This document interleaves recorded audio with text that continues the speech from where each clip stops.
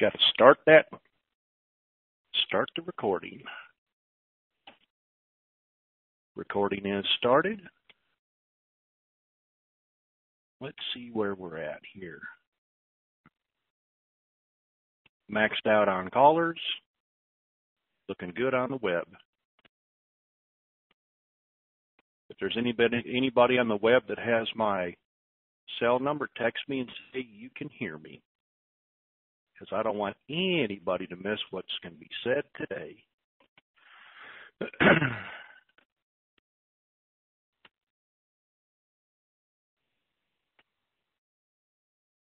Yes, Angel, got it. So today is March 2nd, 2016, and I'm so excited I'm about to jump out of my own pants and go commando, and they're liable to call the... Okay, got it. Thank you. Lots and lots of good news today. Of course, we heard what Ray had to say, and I was hearing the same thing this morning. Oh, yeah, disclaimer, okay. We're not professionals. We don't claim to be professionals. Seek your own guidance. Verify and confirm before you do anything. I'd like to do a Wolfie because this is how happy I am. Oh, my goodness, we've heard good news today. We've heard things that people are partying like rock stars all over the country, from the West Coast to East Coast to around the world. Things are popping. What else?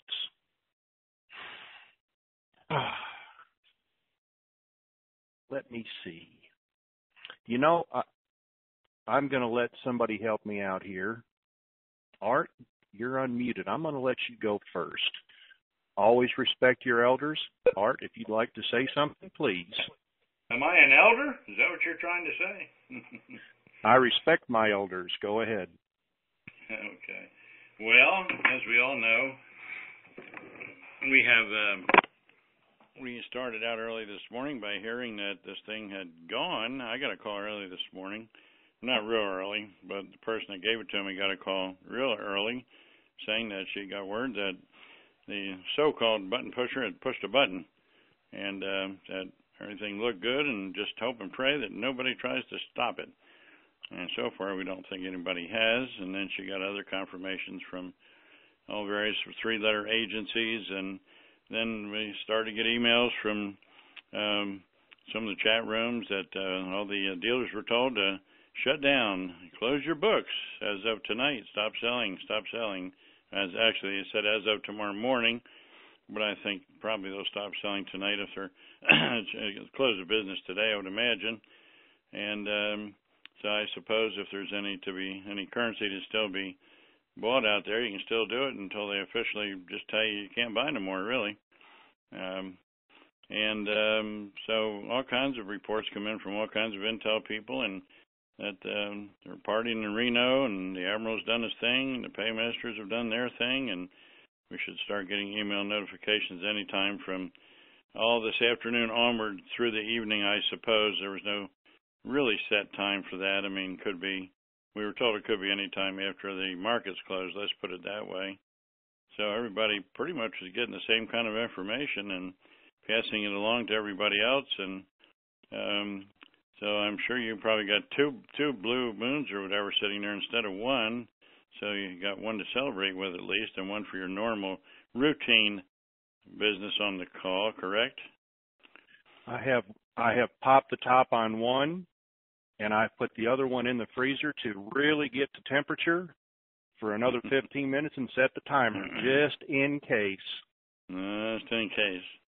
Well, you know, until we get our email notifications, as we know, it's not totally done, but from everything we're hearing, it sure sounds like it has to be. When the dealers are told to stop selling, that's an indication right there. So that's it in a nutshell, really. I mean, just all the news, all the emails, every post they're putting out is just the banks have called and said they're getting notices and get ready to exchange and so forth and so on. So we'll leave a little bit for you to tell, and maybe Iko or Stephen or anybody else on the call. Why, let them put their 2 and 3 and 4 and 5 cents worth in too. But time to start getting excited, and I don't get too excited about too much, but I'm fixing to get really excited, I'll tell you. Well, I'm gonna put you mute you and bring in special caller. Special caller, go ahead. Give us the 411. Hello. Because I'm about to jump out of my bib overalls.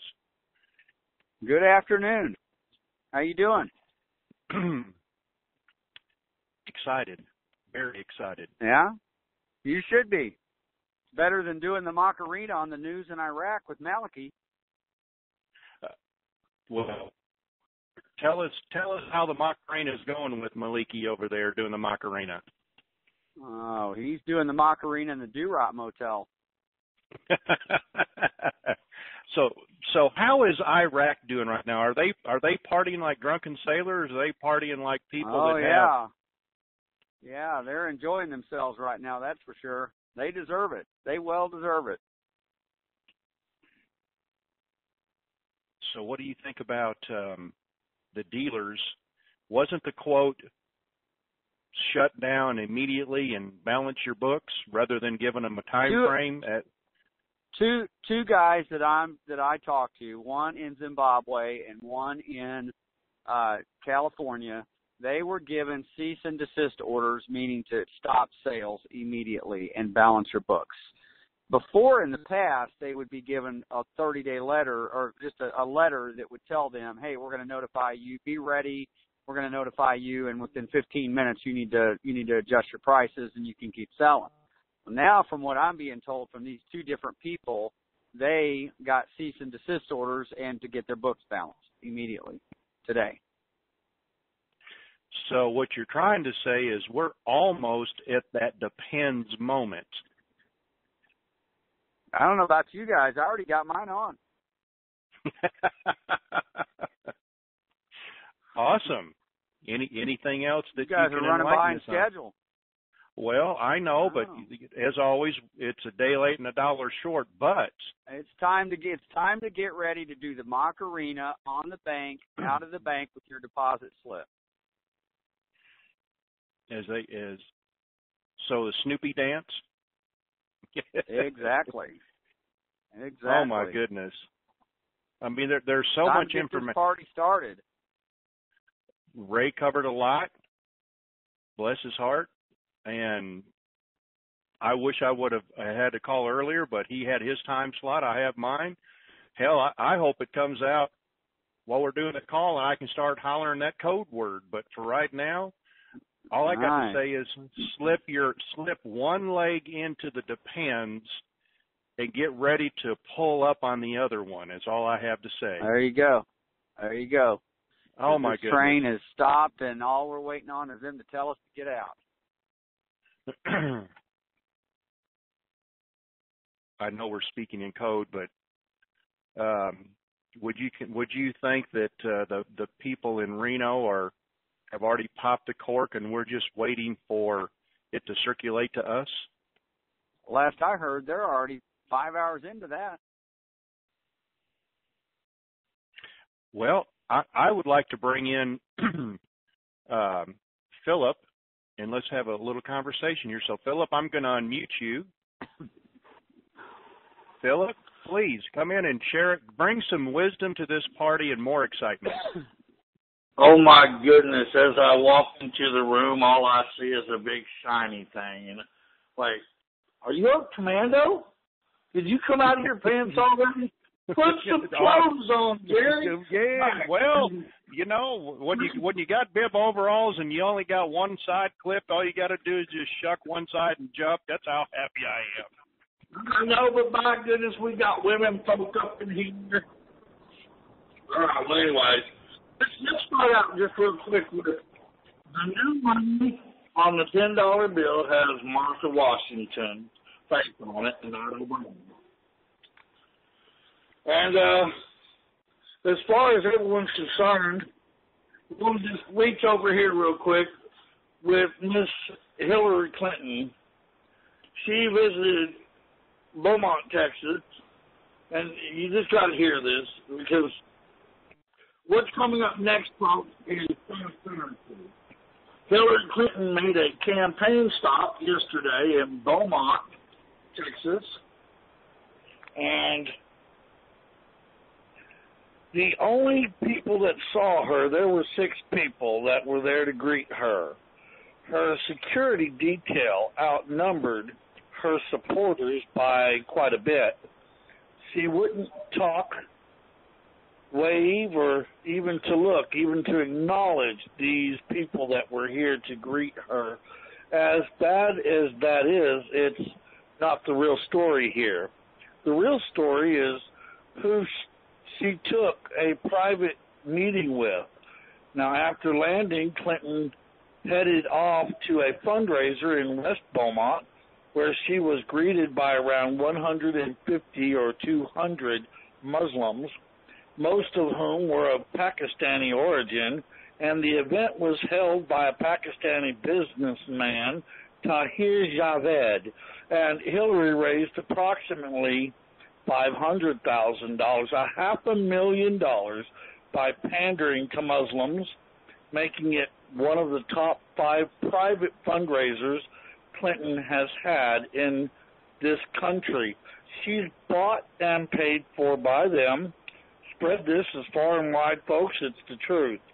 Now, moving on to other what we call transparencies, because we all want to see transparencies, right? So let's move over here to this other spot where we got a little bit more transparency today. Aubrey McClendon, the former head of justice, Aubrey McClendon is now charged with conspiracy in oil and natural gas holdings. And so, Aubrey, we wish you the best of luck, young sir. And we'd also like to say to the callers here on the WINGIT call, another beautiful day in Shangri-La. It looks very good. So we're going to say good morning once again. Got to try to have a wonderful day. So, in other words, all of you shiny, happy people, bah humbug. I only said that to say what? Jerry is not the only shiny thing in the room right now. There's some others. I'm actually angry because I expected for the RV GCR to happen yesterday. So, no TMI is too good for you. As we move on, I want to just bring out that there's been some people that have been contacted this morning, a coin and currency dealer in California, where the purchase of substantial amounts of dinar have taken place. He's only selling 500 dinar per person at a time until his supply is depleted. He cannot obtain any further from the United States Treasury and was told the same, balance your books. At the same time, a couple of reports that dealers have been told to stop selling and balance their books. But seems maybe an anomaly with eBay sellers because they list it as a collectible. So I don't know, just keep an eye out on what's going on there. In the meantime, when somebody plays country music in the car, what do? Nothing. I like a little bit of country music. All right, moving on. Old Wolfie wrote this morning, and we applaud him for that. I know we have been talking about the sellers closing up shop. I just got this in an email from a very trusted friend. New intel, the currency dealers in China have been told to balance their books and close shop by tomorrow morning. That would be U.S. time tonight, right? Well, this process moves from east to west. So keep a close eye on the currency dealers here. It has started. The WSOMN call is tonight, but we're not going to go there. You guys all know where they're at. confirming now that the AIIB, that's the Asia International Interdevelopmental Bank, said no more sales of USD purchased currencies as of tonight. So moving on, big. I just received that information as in just now, goes Cookie 04. Here's this song. Will explain, no, seriously, I have an announcement. This just in. This time it is done. They are confirming no more currency sales as of the late tonight. All dealers and banks who sell no currencies by China's morning until post-RV, then sell at the new rate. Boom. CNN to the United States retweeted, Russia joins the United Kingdom and the IMF in adding the yuan to its foreign exchange basket. This just in, a family friend and personal to me did exchange rubles the other day, and he started with, I think, 13,000 and ended up with 65,000 U.S. Treasury notes in his pocket. So he went out and bought a new car. So anyways, 1 hour ago, another $1 quadrillion went to the USA, and $1 quadrillion went to England. Now that's $2 quadrillion to the USA in 48 hours. Also, yesterday, Europe received $1 quadrillion. So now that's like, no, cannot count to a gazillion in your lifetime. Somebody start now and tell me if you can get to a gazillion. I don't know how much a gazillion is. Anyways, the WINGIT call is doing very well as they keep filling up their boards on a daily basis, and people are now complaining that it needs to grow. A banker called a friend to tell him of a bank memo that says, quote, we expect a big announcement at 3 p.m. Pacific. No detail as to the content or any additional information. That is only an hour and 15 minutes, so it is not long to wait. As far as everything else, the caller that we all know, and Rayron even said, who is China, did say that they closed the books. So the last thing I can add to this, real quick, is that Admiral and Paymaster went in and did what they needed. It will be released on 3/3, the sunrise, China, or this evening. Notifications are supposed to go out today between 2:30 and 5:30 Pacific time. It is finished. However, this is not confirmed from my point of view. So, good luck, folks. And, Jerry, I'm going to hand this back to you.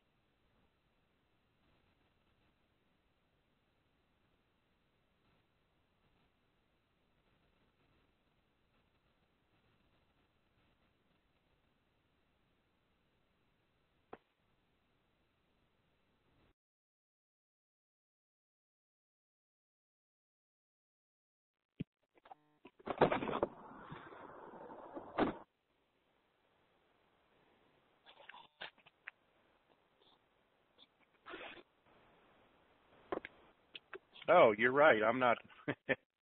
Special caller, go ahead. Hello, special caller. Yeah, were you calling me? Yeah. Did you want to add anything that Philip had to say? I mean, pretty much everything he said is everything I'm getting as well. Other than I was notified from the banks, Wells Fargo, Chase, and Citibank about 20 minutes ago that they're expecting exchanges to start late this afternoon.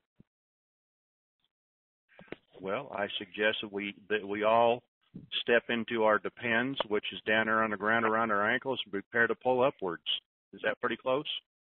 You think? I would say so. Heiko?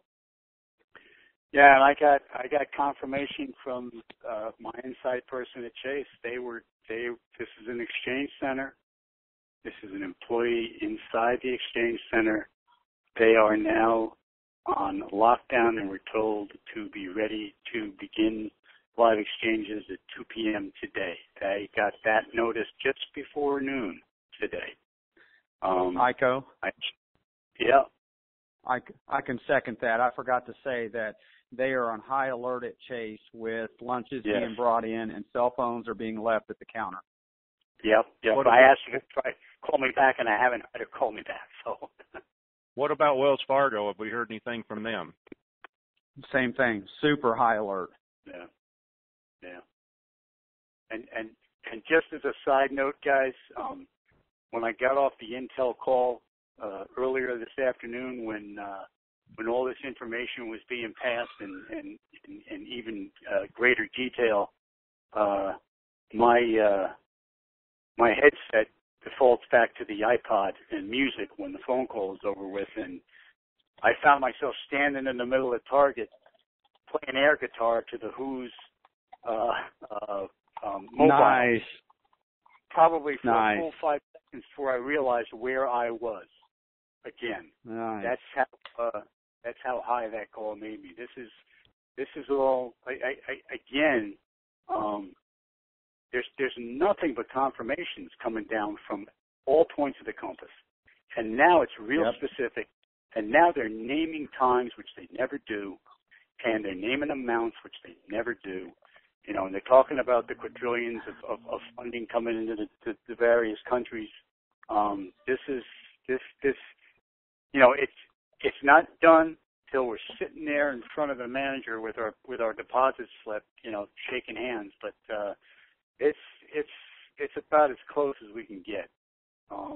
Just an incredible day. Remember where you were this day, because your life's about to change. Heiko, you can come play your guitar at one of my shows. Yeah, there we go. I will be happy to. I'm going to have nothing but spare time and my own private transportation. So there you go. That sounds good. Is that it, Heiko? I get it. I mean, that's all I got. Everybody else has said everything. So. Is that you, special caller? Somebody's trying to get a hold of you? I'm not sure if that's me. I'm not sure if that's me or not. That's not me, no. No, it's not me either.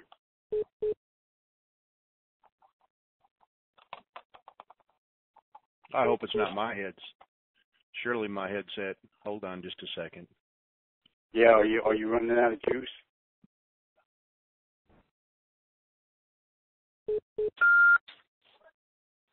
No, I got 6 hours left on mine. I don't know what the deal is. Anyway. I want to see if it's mine. Well, I'm going to go ahead and mute you out for a second. Everybody, if you're not jumping out of your bib overalls or whatever you're wearing right now, I hope you're not in public because it's exciting. Special caller, I'm going to go ahead and mute you and bring in the first caller, okay? Okay, sounds good. Or unless you want to mute your phone on your end, just hit that button. That way I'll do it. Can come in. Okay.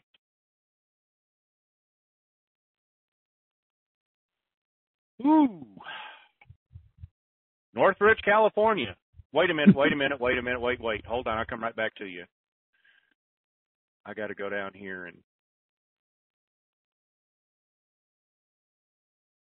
Hello, Pastor. How are you? I'm good, but I don't think I need to say anything after all that.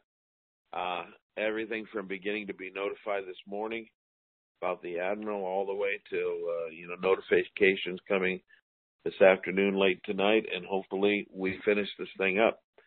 I am, period. Bring in your first caller. You guys said everything. I got nothing to add. Steven, Yeah. make sure that you're not on Dave Schmidt's UFO when this goes down. You don't want to miss out. Okay. Oh, boy. Oh, boy. Not only does everybody steal all the thunder and leave me nothing to say, but then I get abused later. Okay. That's okay. You're used to snow treads. It's okay. Art, you're unmuted. Go ahead. Special caller, check your email, see what I sent you. Okay. Okay. Yeah, just mute yourself on your end, Art. All right. Thank you, sir. We're gonna go back to Northridge, California. Web call. B, come on down, because that's all it says. B. Yes, thank you much. This is a great day by the sounds of it. Has anybody heard anything about Bank of America? You mentioned the other three. What about Bank of America? I'm sure they're in that mix too, because they don't want to be left out. Okay. I really don't City have Bank. anything. I mean, this is a great call today. Thank you for running and doing what you've been doing. Let's party. Yes, sir. Thank you very much.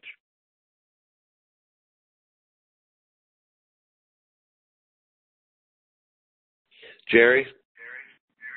Yes, sir. Take it off speaker. You're echoing. There's a man north of the river that's listening to you that just contacted me, and he is a very, very good friend of mine. I just want to say hello to north of the river.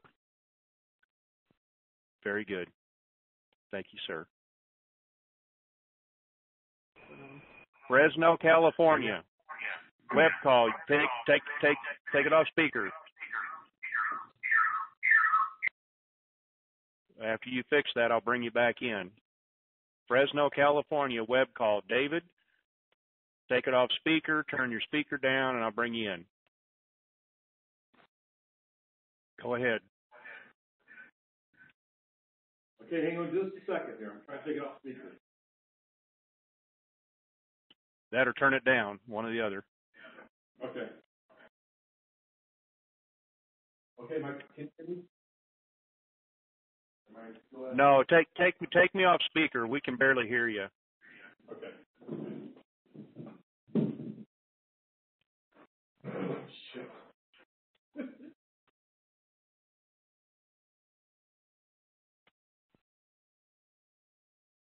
Okay. Jerry, can you hear me now? No, I tell you what, get your problems fixed, and I'll come back to you in a minute.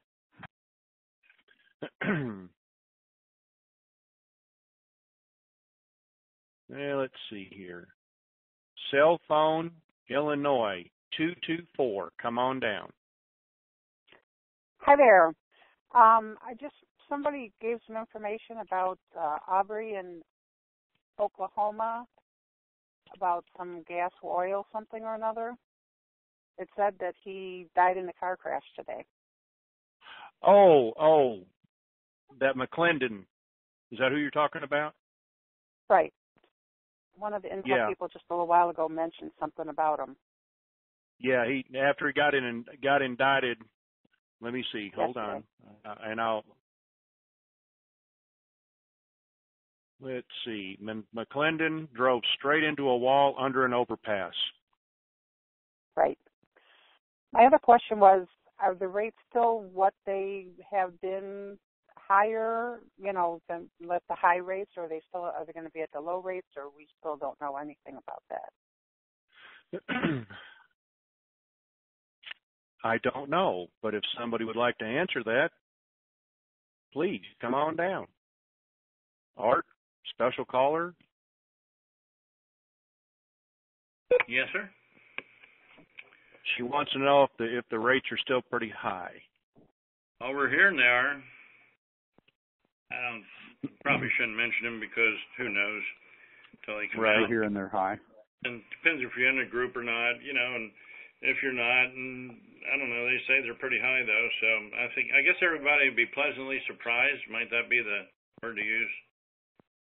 Well, I can say this, the last that we heard, and this has been around dinar land, is like $6 or $7 or even $8 for the dinar and 2 or 3 for the BND, and we've heard 67 cents for the Zim. If that isn't a two depends moment, I don't know what isn't. Okay, so we're still looking at the higher rate as opposed to the lower rates of, $3.50 and 47 cents and 4 cents. So we're still looking at the higher rates as opposed to the lower side. Yes, ma'am. Okay, thank you. You're welcome. Okay, Fresno, if you got everything straightened out, I'm coming back to you now. Hello, Fresno.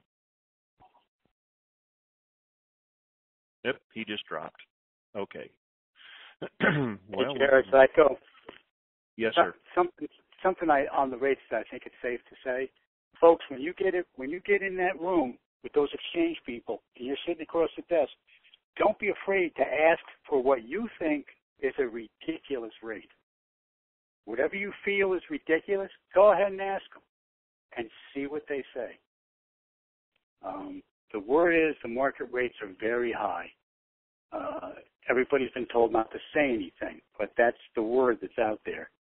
And the other coaching to give is if they're high, as Tony used to say, nothing beats failure but a try.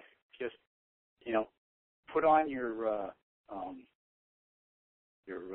cast iron shorts and ask for it.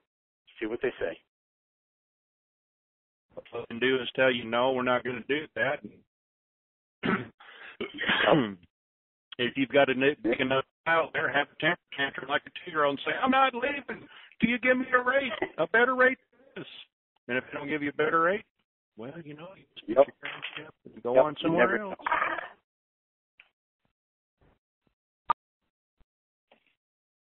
So, okay, we're gonna go on to the next caller.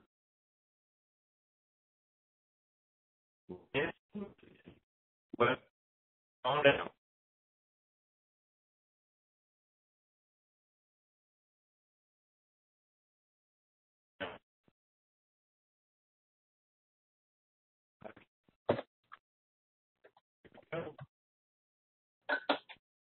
That's you. Well, Lansing, Michigan.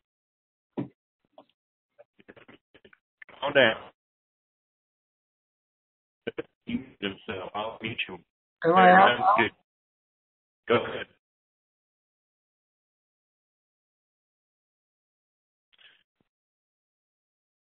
Try it again. I was unmuting you, and you're muting yourself back again. Come on down.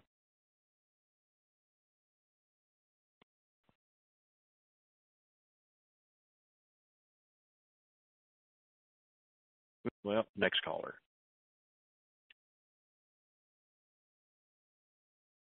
Covina Baldwin Park, California, 626. Hi, my name is Charlotte, and I don't know if this is something you can answer, but my question is, I've got a lot of other people besides myself that I need to exchange with, and we're all going to use, Wells Fargo and the same zip code. Is there even going to be an opportunity or way that we can schedule our appointments so that, I can make it so I can help them out or not? I don't know. I'm going to, am I still garbled? Am I garbled? Not to me. Did it straighten out? Hope so. I don't know. Okay. They say I'm clear now. The only way to find out is just say, hey, I want to come in with them. All they can do is tell you no, or if you show up together, they can just say, if you're not part of family or whatever. Right. Nothing right. beats a failure but a try. All righty. Appreciate it. Love the call. I'm excited. You, Bye. Me too.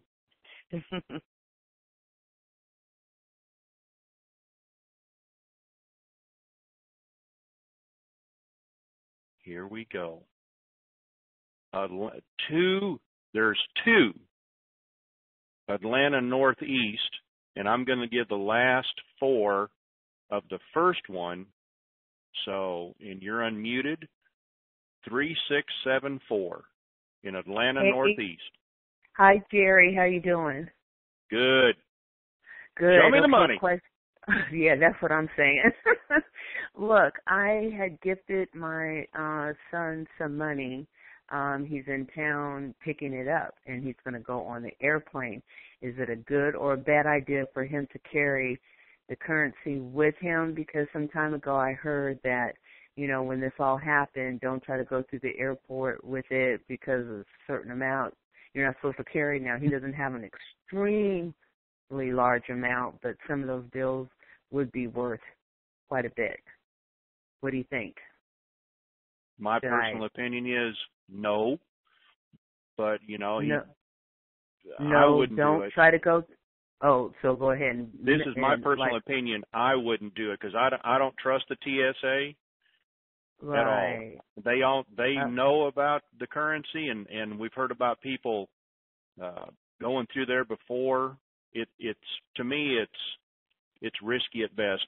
Of course, Iko might have a different opinion about that, but for me, too risky. Okay. What do you think, Iko? Iko, you're unmuted. I got it. You're unmuted. I would say if personally, I'd rent a car and drive 3 days before I would take all my currency on a plane. All right, you guys, that's confirmation from me. I'm going to go ahead and mail it overnight. Yeah. All right. Okay, thank you so much. You guys are wonderful. Thank you. Make sure you drive. Make sure you have a driving partner so that you don't fall asleep and hurt yourself. A good one. All right, thank you. All right, thank you. Take care.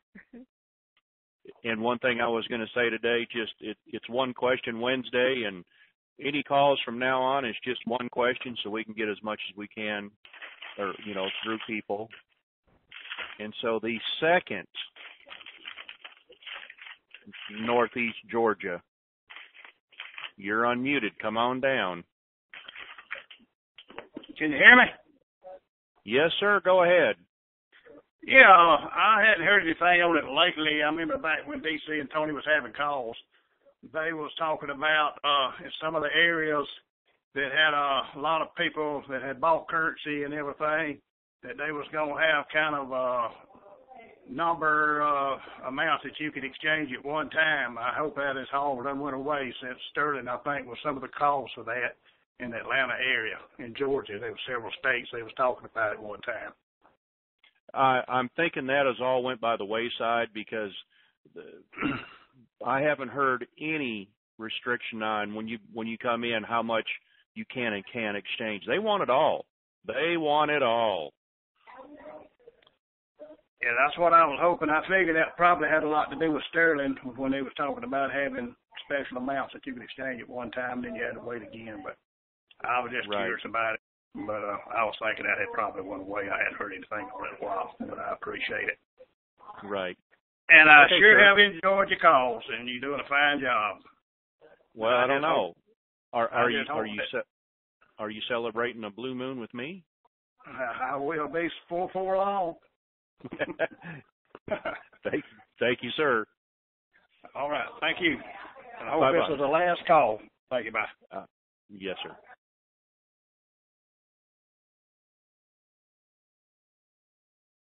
Let us go up here. Atlanta Northeast. Yvette, come on down.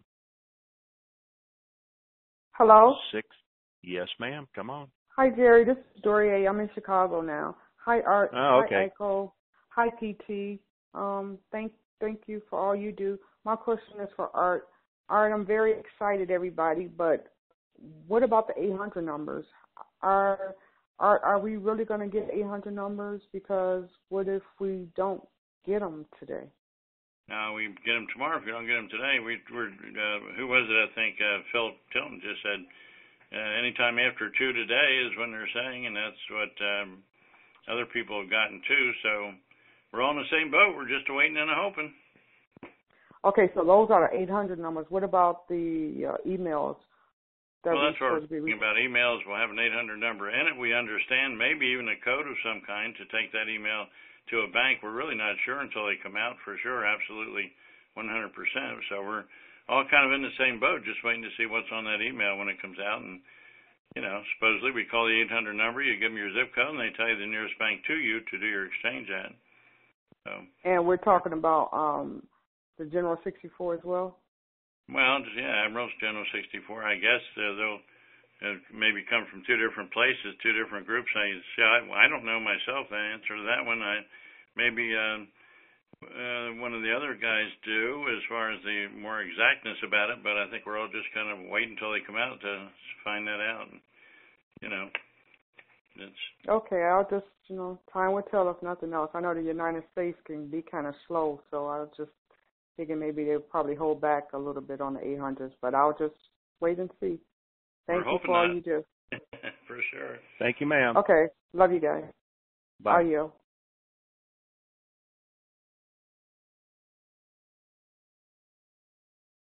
Wichita, Kansas. Come on down. Hello there. Tell us what's behind door number 3, ma'am. Mine depends. Oh, my husband and I have sat on this couch and laughed so much in the last 10 minutes, can hardly stand it. Yeah, I have a fairly large group here in Kansas of families that are, they're dinar buddies is what they are. And some of them come on kind of late, after you kind of gave the big news and Iko was on. And I was just wondering if you could perhaps just kind of go over that for all of us, or not me, I was on, but all of the late bloomers that kind of got in a little bit late as to exactly what you heard today. Would you mind repeating that for us? And is there any information on the Zim as far as an increased amount? Are they sitting there on the couch with you? No, they're not, but they're near my city. I've got them all over all over. Are they on the web listening? I'm hoping that they're on the web listening now. I think most of them are. I immediately started texting them as soon as I got on and heard what you had to say. And so a few of them, one's a nurse and she wasn't able to. And then, the word finally got out there, but they didn't. I'm texting away, but somehow you bring a little more validity in there as to what's going on than me trying to text it out. So I just wonder if you could just run by a few things that you said in the beginning to not only my group here in Kansas, but the other late bloomers that got on a little late and didn't hear exactly what you said. Well, just tell them if they heard Ray's call, this is just second and third and fourth confirmation that it's coming. Go ahead, Pastor, please. Are you really certainly asking me to say something after you guys shared all the information? Well, you're a little calmer. I want to jump out of my bib overalls, okay? Here's what was reported, that the Admiral went in this morning. This has been reported, that Ray said, all over the boards, along with the fact that we already knew all this, but we didn't report it first. Admiral went in, that basically signified the beginning, and we had reports that people had with the same information saying that we were going to get notification today that it had occurred, and that yet the announcement has not yet occurred. So it's as usual, as we've been. We're waiting to go to the bank when we have our money in our hands. We will really know it has happened. But all these reports are very accurate. They're coming from all notifications later. Philip Philip Tilton was on earlier. He said all of the above. Ray Wren said some of the above. The special caller said it's done and that it has been taken care of, and he's on right now again. Special caller, will you go through the report? And did special caller, did you say something about this afternoon? Yes, special I did. Caller? Yes, there I did. Go. You got the man now, ma'am. Wonderful. Ask him anything. He'll go over the report. He brought the report. All right. Let's start at the beginning. So I heard through one of you that something came down this morning saying that it had gone through, and something. Then you said something about Reno and that they were 5 hours ahead of us in the exchange process. Is that correct? I don't know anything about 5 hours ahead of us into the exchange process. I just know that it was asked. I think I was asked about them popping a bottle of champagne, and I said they're 5 hours into that already. That was I see that. That they're celebrating. And as far as the 7 a.m. situation, there was things that were done this morning in Reno at 7 a.m., which triggered the entire process. And so we should be receiving everything we need to receive this afternoon. Certain paperwork was signed by certain individuals, yes. Mm-hmm. Mm-hmm. And so we're literally walking on eggshells waiting on this to be done. Awesome. Awesome. You guys are just wonderful. Appreciate you so much. And it has just made our life. So appreciate you guys. Thank you so very much. Special caller, thank you for coming in. A couple weeks ago you started talking to us, and it just kept us afloat and kept us focused. I really appreciate you a great deal. And Jerry, you rock. And so does appreciate you guys having me. Absolutely. And Appaloosa too. She's a doll for helping out too. So, Jerry, thank you so much, and I will put my hand down, sir. I just want to know, are you within the city limits, or are you outside in the farmland? I'm in Derby, Kansas, which is just south of Wichita. Are you a farmer? Will be. You're not right now. No, not yet. Well, darn it! Jerry, you gave her at least 50 questions. This is one question. Remember? That's for them. I can ask as many as I want because I'm really going to let out how much of a redneck I am. I said, so man, when you get out there on the farm, and if you're putting corn in and you're disking, you know, you got to plow the corn. So are you pulling a 420 or a 620 plow out there? There you go. Sounds like a 620. Okay, you got your 620. There you go. I'm a redneck. You're a sucker too. You gave her 50 questions, Jer. Well, I've even milked cows in the dead of winter by hand because the damn vacuum pump froze up. It was too frickin' cold.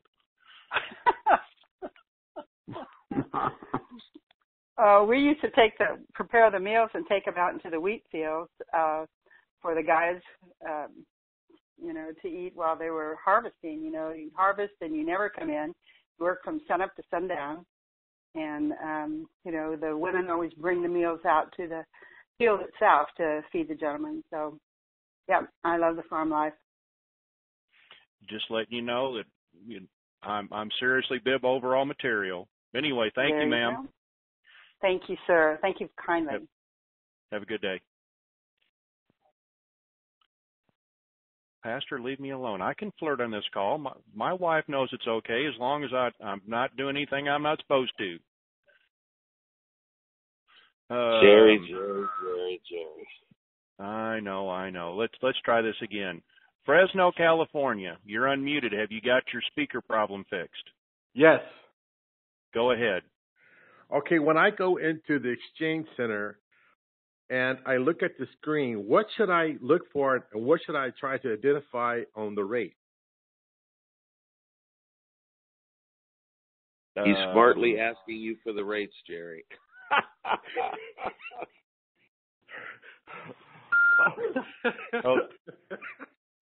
Philip, got you unmuted, so just mute your phone on your end. Just hit your mute button. Okay. So I'd like to say this. Oh, Philip, please hit your mute button. There you go. When you go in, yes, ask for an absurd price on everything, and then go from there. Well, I will start. But Barry, can I say something to that? Yes, go ahead, special caller. But in the same sense, when he does that, he needs to make sure that before he gets there, he has a plan of that entails some humanitarian work, because they're going to give him a better rate based on what he's planning on doing with that money. Yes. Like if they ask him, what are your plans for humanitarian work or anything like that, and you don't have one, they're going to give you a lower rate.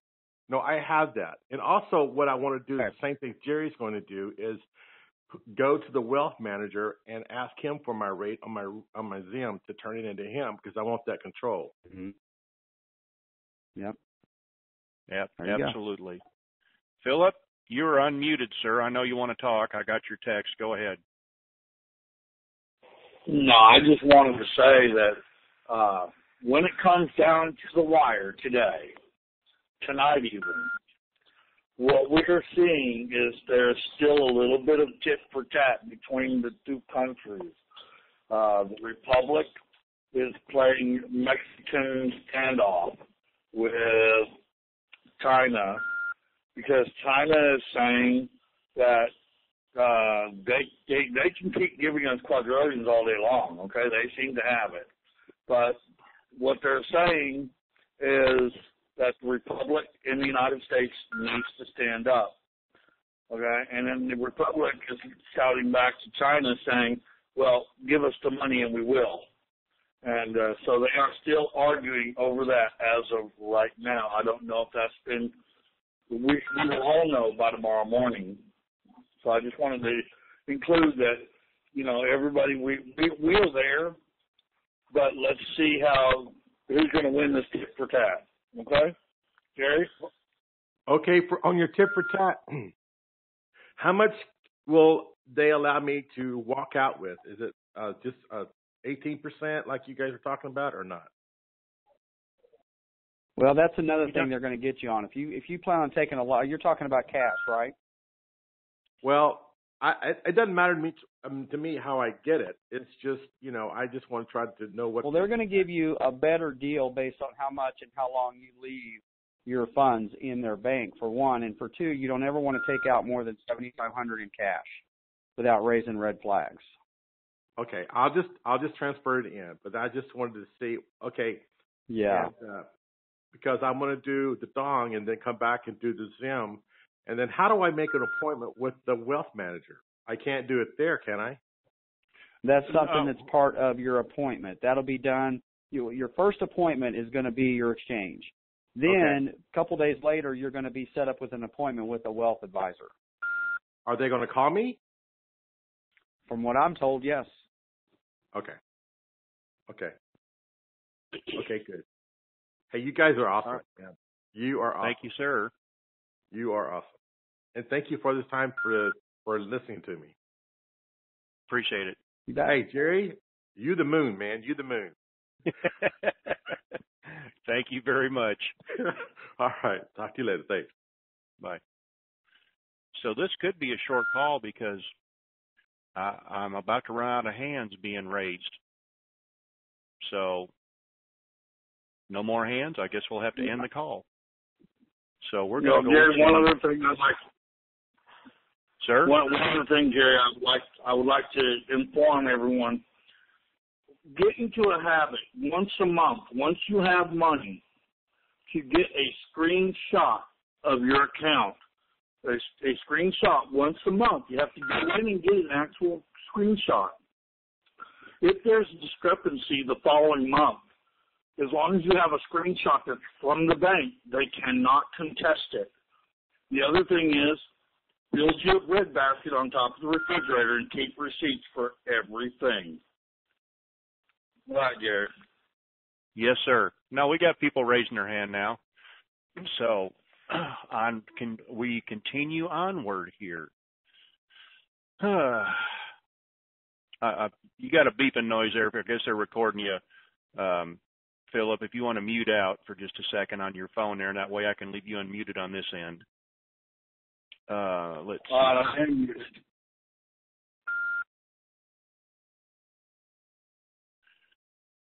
Memphis, Tennessee, 901. Come on down. Jerry. Yes, sir. How's it going? Keep I'm those ready. overalls on. Yes, sir. Got a question. On the humanitarian projects, is giving to charities like St. Jude here in Memphis, is that considered a humanitarian project? I've never done it, so I don't know. Go ahead. I would have to say yes to that, because anything that you're doing that's helping humanity is considered a humanitarian project. Paying off people's home mortgages, buying people's groceries at the grocery store, people's food in the Chick-fil-A line, all that is considered human. Now, it might not be, I mean, the way I see it, that's a humanitarian thing to do. But is it considered a humanitarian project? Maybe not. But I'm kind of in the middle on that, where I think that is humanitarian. That's just my opinion. Well, I know we've got like the Memphis Union Mission and stuff. I was wanting to do a lot of stuff here locally for where I'm from. So I know like giving quite a bit to St. Jude and giving. Have you ever read the Memphis story on Union that? Mission. You should read the story of St. Jude. It's just unbelievable. That's one that you want to give to for sure. Yes. Mm-hmm. They've done a lot of work for us. Fact is, the Ronald McDonald House here, and I got all the irrigation contractors together, and we put the irrigation in at the Ronald McDonald House 100% for free for them. And we were the only people on the whole site that did it completely for free. That's humanitarian. There you go. See, the area I'm moving to, I've got lots of things in mind for my community. Mm-hmm. The bottom line is this. You're sowing a seed into someone else's life so you can reap a harvest into your own. That's what you're doing. Okay. All right. Well, that sounds great. You're paying it forward. Thank you, sir. We're gonna get us definitely. another caller. Y'all have a great one. You too. Thank you. Bye-bye. Jenkins, Oklahoma, 918. Come on down. Yes, I have my question for special caller. If you would, or you can, could you give us your thoughts and comments after this event occurs on the New Republic? Ooh, I don't feel I should comment on that on this call. That's a sticky one. Okay. I'm excited about it, but I don't feel I should comment on that. I was noticing what Philip said. There might be some disparity there between the money and this actually going forward. Well, it's going to happen, I can tell you that, but I don't want to go into any details on the call. Okay. I can tell you it's going to happen, that's for sure. Thank you so much. Thank you, sir. Have a good day. Well, what do you know? Yuma, Arizona. Come on down. I wanted to sing Blue Moon to you, Jerry, since I'm a fat woman, and when the fat woman sings, it's all done and over with, right? Yes, ma'am. Start singing, baby. I don't remember the words. All I know is Blue Moon. I also have a question, though. When Tony used to do the calls, he at one time said that when we go in to do the exchange, that we had to pay the bank 2% fees on the exchanges. Is that still in play or no? I'm thinking that if you leave enough cash there, they're going to waive that 2%. Now, it's the one. Is it 1 or 1.5% that you got to pay to the UST that's non-negotiable? The over and above whatever. Correct. If there's a 2%. Oh, okay. That was called the Obama Care something or supplement or something? That they had mentioned before. That if you ask me no questions, I tell you no lies. I don't know. Right. Okay. I understand. Okay. Well, next time I call, I'll have the words in front of me, and I'll sing to you. Blue moon. Thank you very much, and I appreciate your calls. And for people sitting on the couch, there's no laughing. There's no crying in baseball. Thank you. All right. Bye. Bye-bye.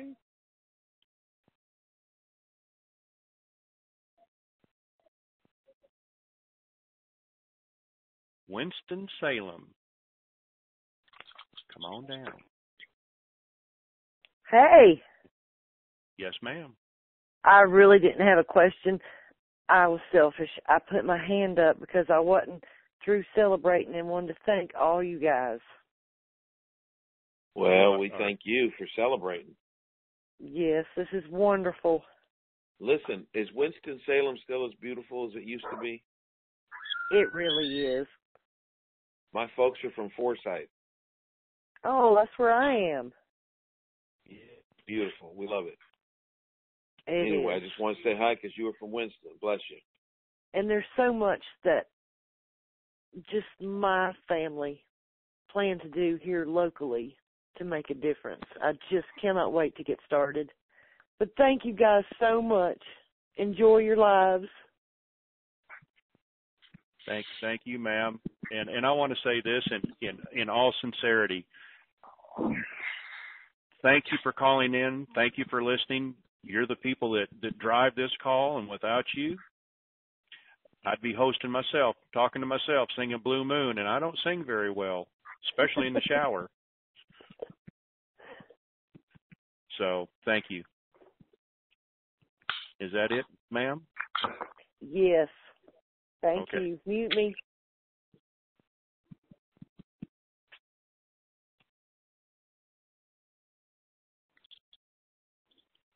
Another Fresno, California. David, come on down. Yes, sir. Are you going to post the 1-800 number on your website?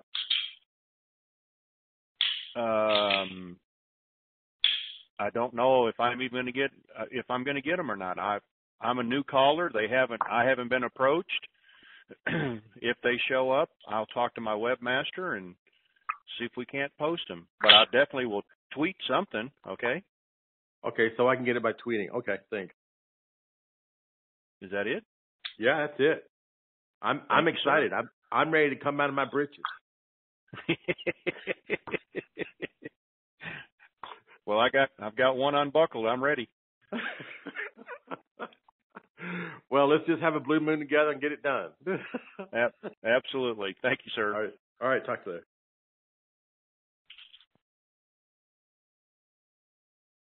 Here we go.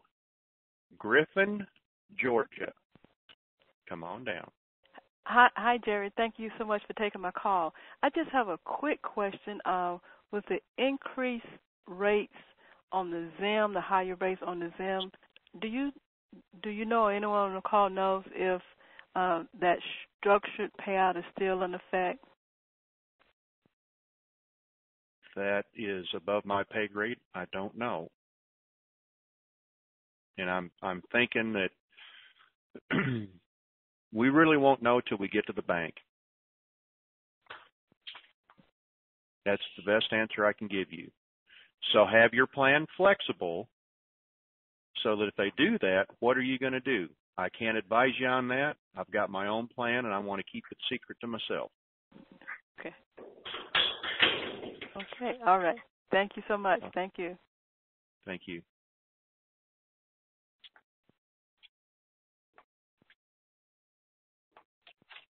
I don't even know how to. Hey, Art, you want to mute your end, please? Say what? Oh, it's either you or special caller had noise coming through there. No, mine was Jerry? Yes, sir. There is a caller that is on calling from Visalia, California for you that has something special they want to share with you from Visalia, California, I believe they're calling. They got to raise their hand. Raise their hand. It's I'm a Believer. Our I see. I have nobody with a hand raised from California. She's probably on Skype. Anyway, she just texted me and said she wants to sing you Blue Moon. Oh Lord. She's a good singer. She doesn't have her hand raised. I can't hear her. Okay. I tried. All right. Thank you, sir. So we're going to go to, and this is probably going to come out. Oh, come on. Unmute there. Homosassa Springs, Florida. That's pretty close, Jerry. That's pretty close. Okay. You there? Yes, sir. Go ahead. Okay, I'm going to ask you this question just to keep you from talking to yourself. Is that okay? Yes, sir. Go ahead. Okay, what occurrence within the last few days has occurred that you feel has made this RV imminent without a chance of backing off? Money moving. Lots That's of it, money. Huh? Big money. Big money. Not billions, not millions, trillions of dollars has moved around and been released. That's all I can say. How has that been verified? Well, I don't have the deposit slip, but I trust the people that are bringing it to me. Okay. Oh, that's good, Jerry. Well, I hope this takes me off the hook because I put near our last savings in this about 3 years ago, and I haven't heard the end of it from my wife yet. So, well, all I can say is 3 years. Just tell her, baby, this baby's been baking. It just took longer than 9 months, and I'm sorry for you having to carry it. But when it comes through, it's going to be full grown, walking and talking with all kinds of self-support, okay? Man, I can't wait for the heat to be taken. I'm more thankful for taking the heat off my wife than I am for getting the money. How can I say this? I feel your pain. I feel your pain. Well, it's a different kind, but it pains. No, anyway, no. Jerry, I feel your pain, exactly what you're going through. Trust me. Well, all right, we appreciate your efforts. Thanks, guys. Thank you. Bye-bye. Bye.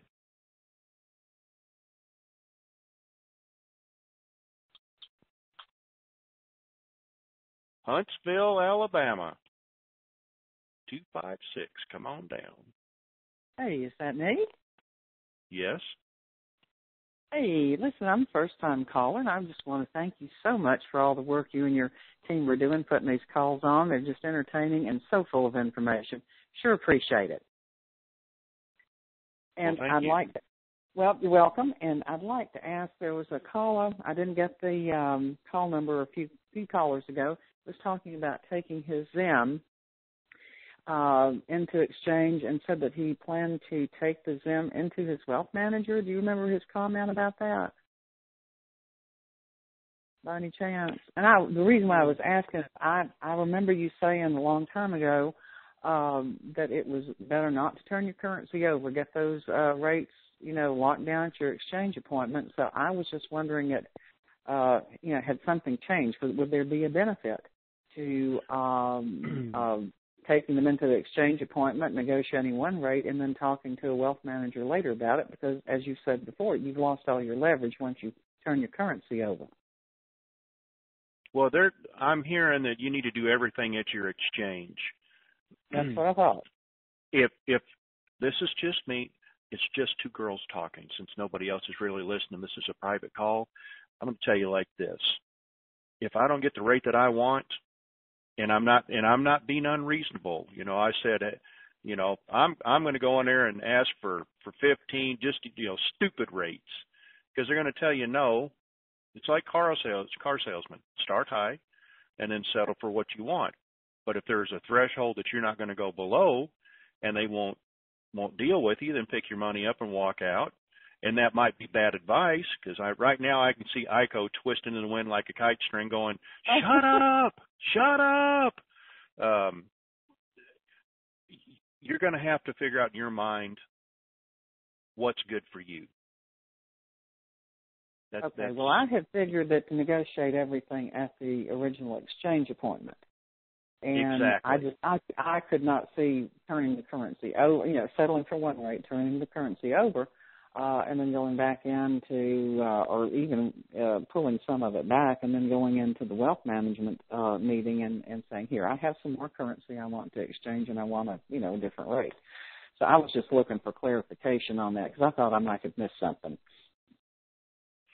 Get but what anyway, you can. I don't think get all you. When you walk in there, say, this is what I want plus 10%, and I'm not settling for anything less. And look him dead in the eye and give him that meanest, serious look you got, and say, now, I hope I haven't offended you, but I'm doing stuff for humanity. Give me the money. I've got some humanitarian projects all lined up, so I think I have some bargaining chips to work with them. There you go. You got a plan, be flexible, stick to your guns. Sounds like a good advice to me in spite of everything, Jerry. And I appreciate it so very much. God bless you. You're welcome. All right, bye-bye. About right now, Pastor, some of these bankers are exchangers. My name is probably being spread far and wide. If this person comes in, make him squeal, tell him he's not getting squat. I can feel it coming already, because I'm telling them. I'm letting the cat out of the bag. Yep. You've been telling everybody, show me the money, and now they did. Hey, it's what you get. It's what you get. If I can help, I know if I can help people out, and I don't get exactly what I want, but it's still a fair price. Who am I to complain? Well, they you say got the Hall of Fame. You got Hall of Fame Intel people here on with it. Iko, Art. You got the special caller, and you got the best in the business. So these people are getting as good, and they're getting fresh bread. They're getting it right out of the oven. So I hope they're thankful. Absolutely. I believe they probably are. Yeah, you're doing a great job, Jay. I just want to know if the bankers are feeling them snow treads yet, like I felt many times. Probably. And if they're not, they will. Absolutely. Stuart, Florida. Come on down. Hey, Jerry. Hi, Jerry. This is the Land Shark Lady. How are you? One or two today? Just one. I got to go out and get some more. That's all I got left. Okay. All right. I have a question and a comment, but I just got a text from somebody in my group, and they called the currency people we had been dealing with in Utah, and they said they've been barraged with phone calls asking if they're done, and they haven't received any word from the UST, so it hasn't gotten to everybody, supposedly. And my question is, are we going to be asset-backed or gold-backed when we go in? I don't know. We won't know till we get there. Honest. Okay. Okay, we're keeping our fingers crossed. Thank you, ma'am.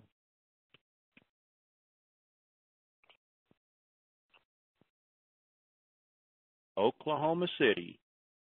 First American, come on down.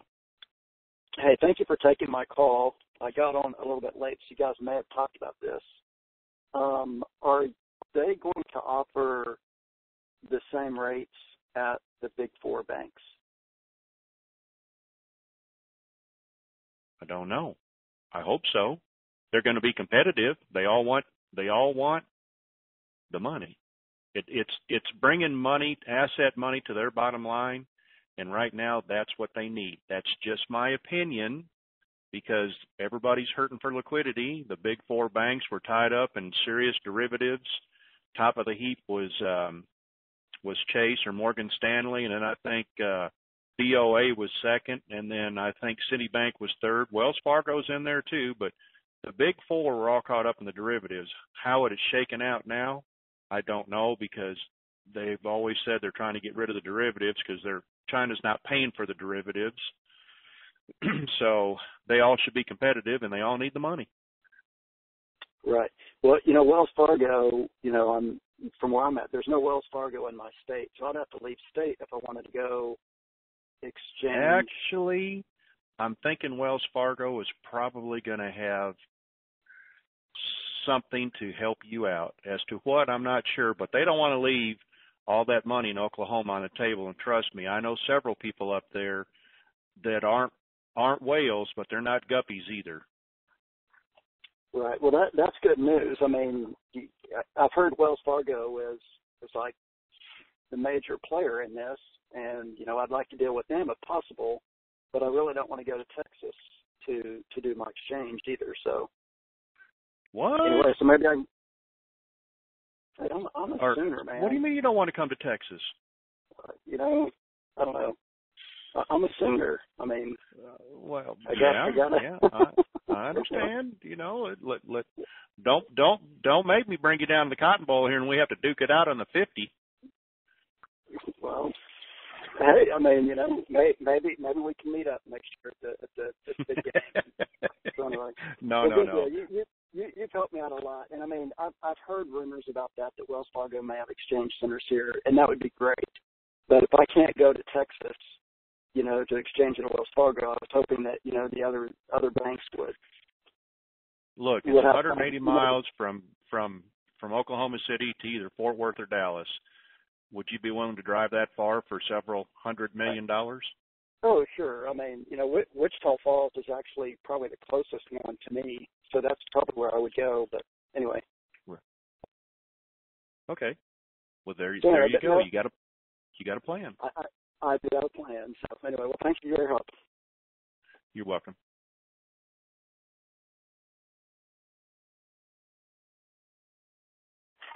El Paso, Texas. Come on down. Hello. Hi, Jerry. How are you? I'm good. This I'm is good. Lily. Good. This is Lily in El Paso. I've got a question. I want to get land for farming, and I've been looking online for a little while, and there's a lot of spaces up in Arizona. But here's my question. On all the projects that are going to be for humanitarian purposes, do we need to have, does it have to be a fancy stuff, or can we just show up to the bank and say, this is what's going to be done? There's going to be a lot of, fruits and veggies that are going to be distributed throughout the United States for people that are in need, getting people off, whatever we want to do. Can it just be just like a little outline, or does it have to be something fancy? I'm nervous about that. Well, I was going to ask Pastor, but see, he's already established what I'm going to do is I'm just going to do a typed up small outline on the area that I'm moving to and present it to him and say, look, I've done my homework. This is what's lacking, and this is what I want to do, and this is why I need a little extra for humanitarian funds. Okay. Sounds good. And then it's up to you, and I want to say this, and then my conscience will probably speak right after this out there in California. But once you've made that pledge in your heart, then it's up to you to follow through, because then you only have to be responsible to one person. And if you've made that pledge, don't break it, because then there might be heck to pay when it comes time for an accounting. Okay? You got it. This is in my heart. Very good. My God, I don't want to cry. Oops. Sorry, but I'm so emotional. It is the greatest thing in life to help others that are, suffering and whatever. But no child should be without food, or no women, or men, or anybody. That's the main thing in my heart. Just there's so much to give, and not enough givers, But yeah, that's in my heart, Jerry. That's not going anywhere. And I'm going to see through it till the day I take my last breath. So thank you guys so much for everything. This is a blessing. So what is the code word when this goes down? Depends. There you go. Does it depend? Yes, I got it bought already, Jerry. I just need to go get me a blue moon. We'll do that one later. Okay, honey? All right. God bless you. Thank you. Thank you. Thank you from the bottom of my heart. You're awesome. Thank you. You're welcome. Okay, bye-bye. Bye.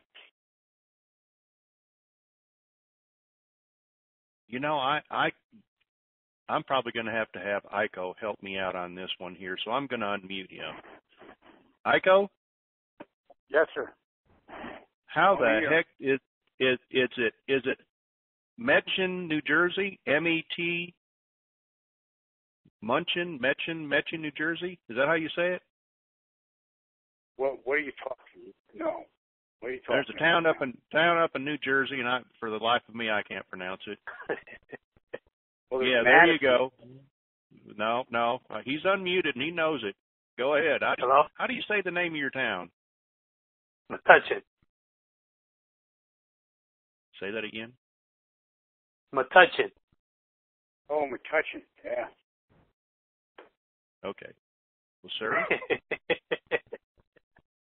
the Rutgers kicker for 1971 team came from Metuchen.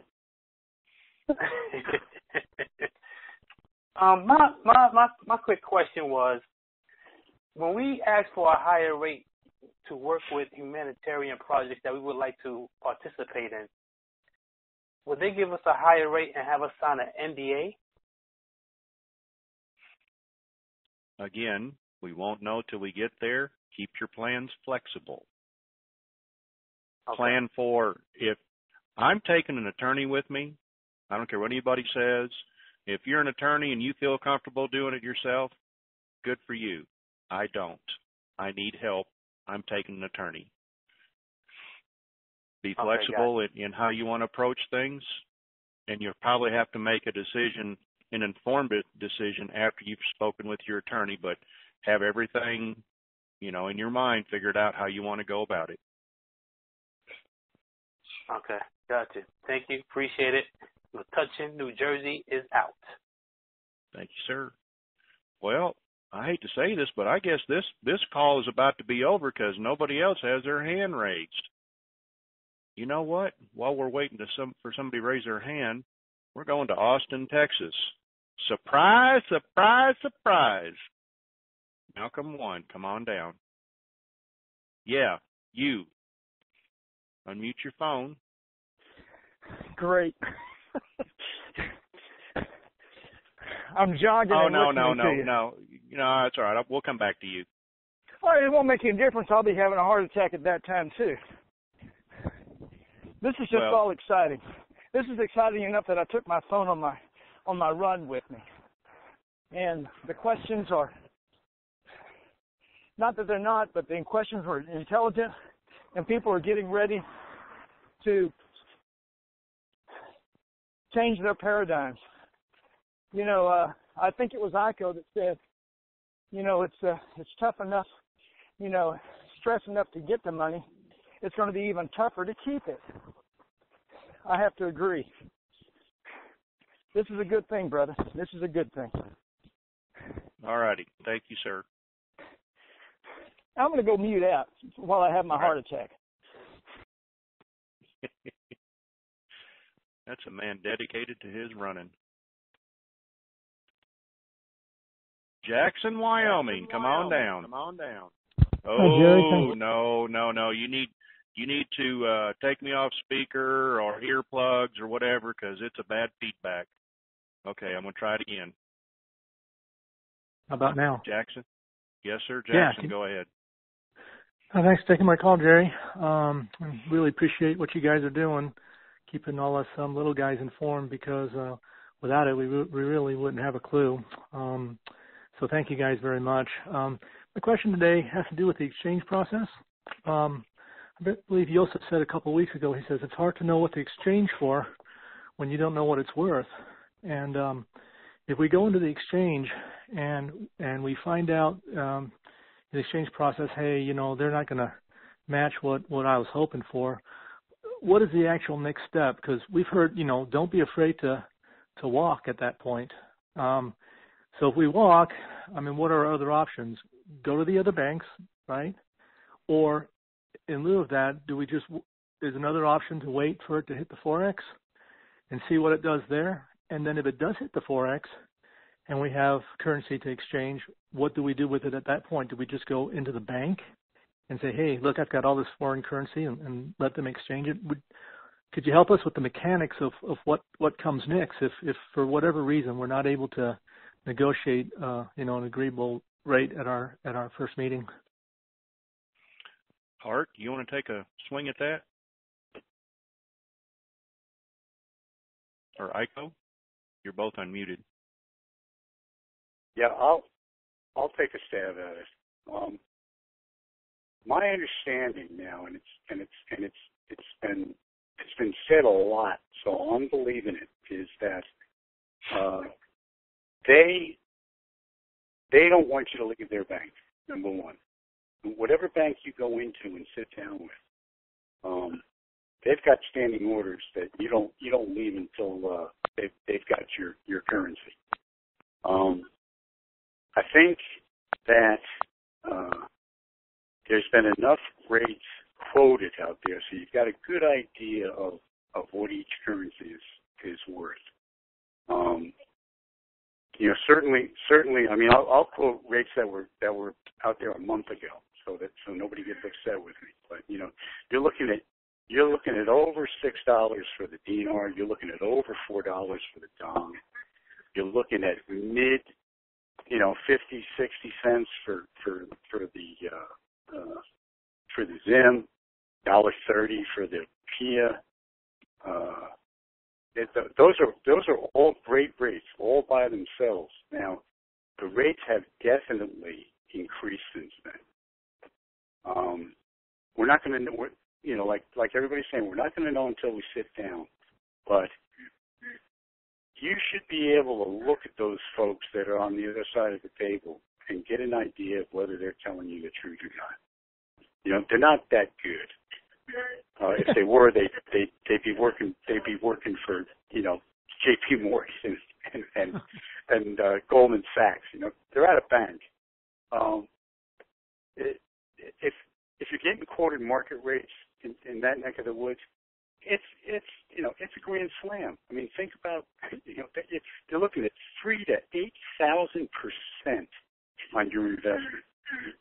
You really can't go wrong.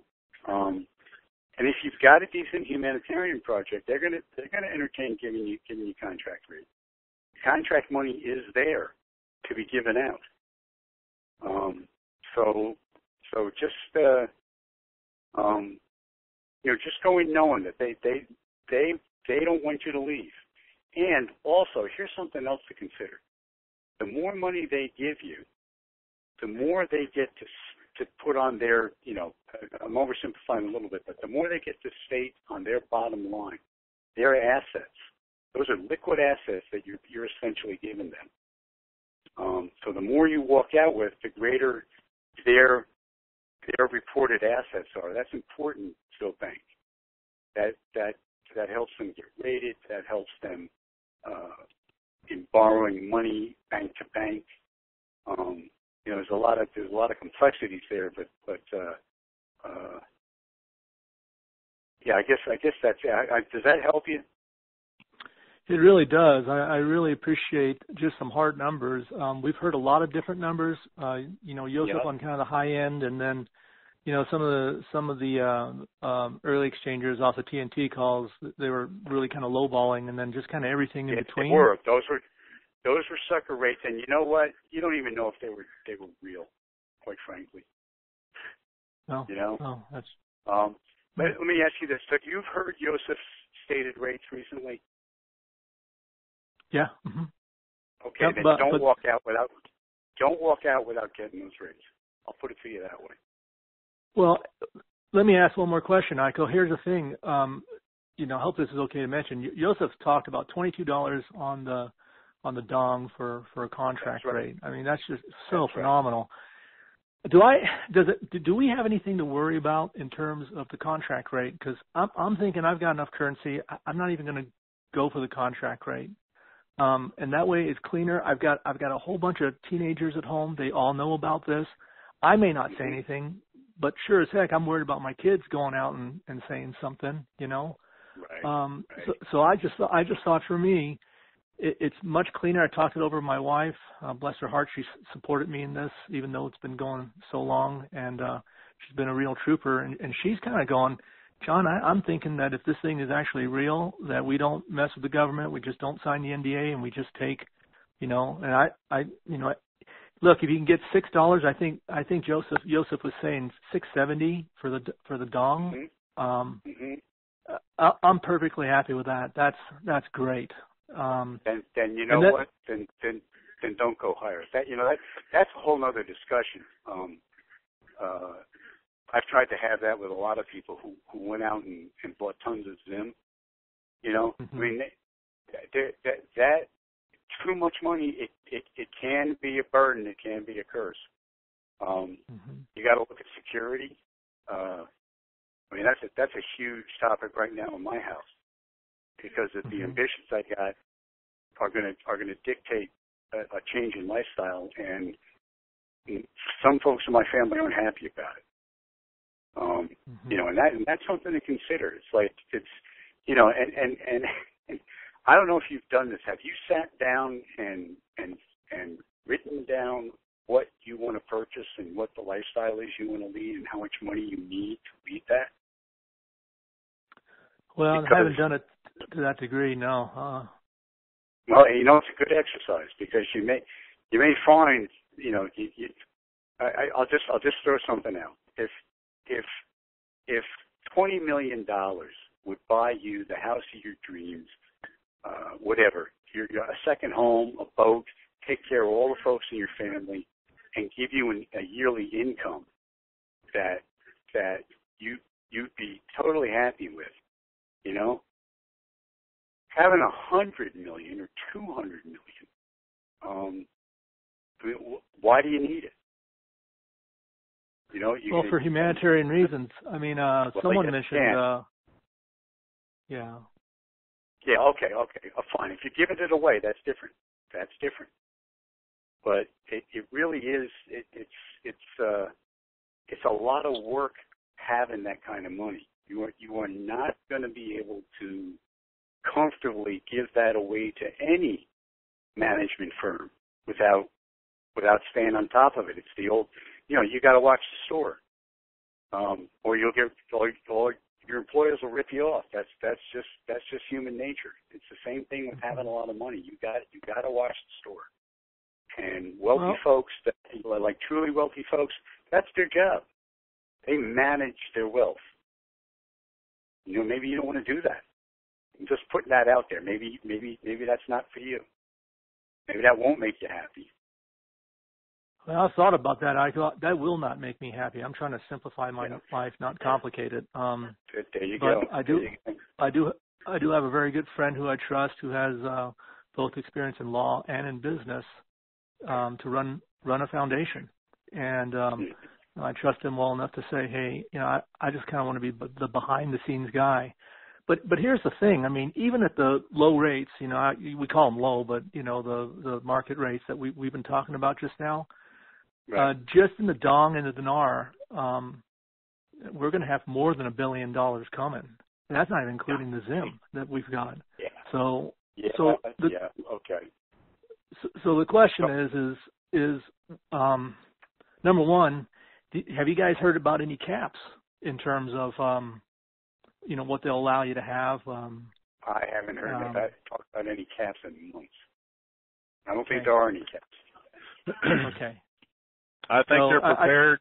I think they're prepared to take it all and not cap us out. Yeah. Okay. Yeah. But caller, I would $1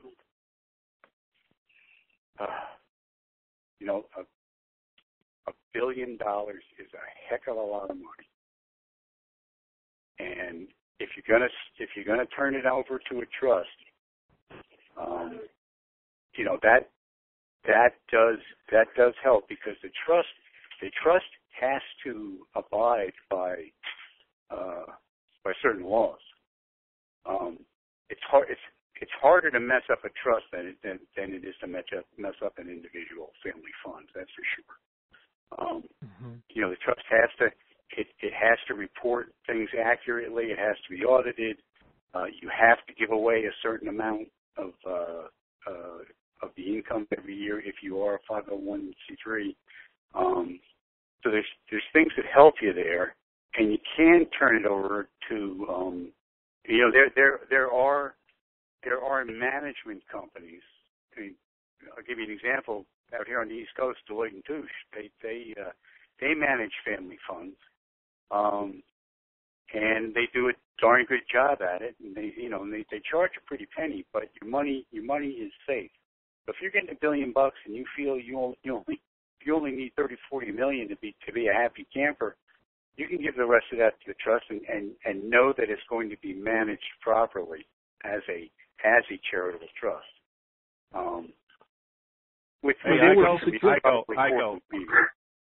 I go. Yeah. Hold on. Yes, sure. Have I got a surprise?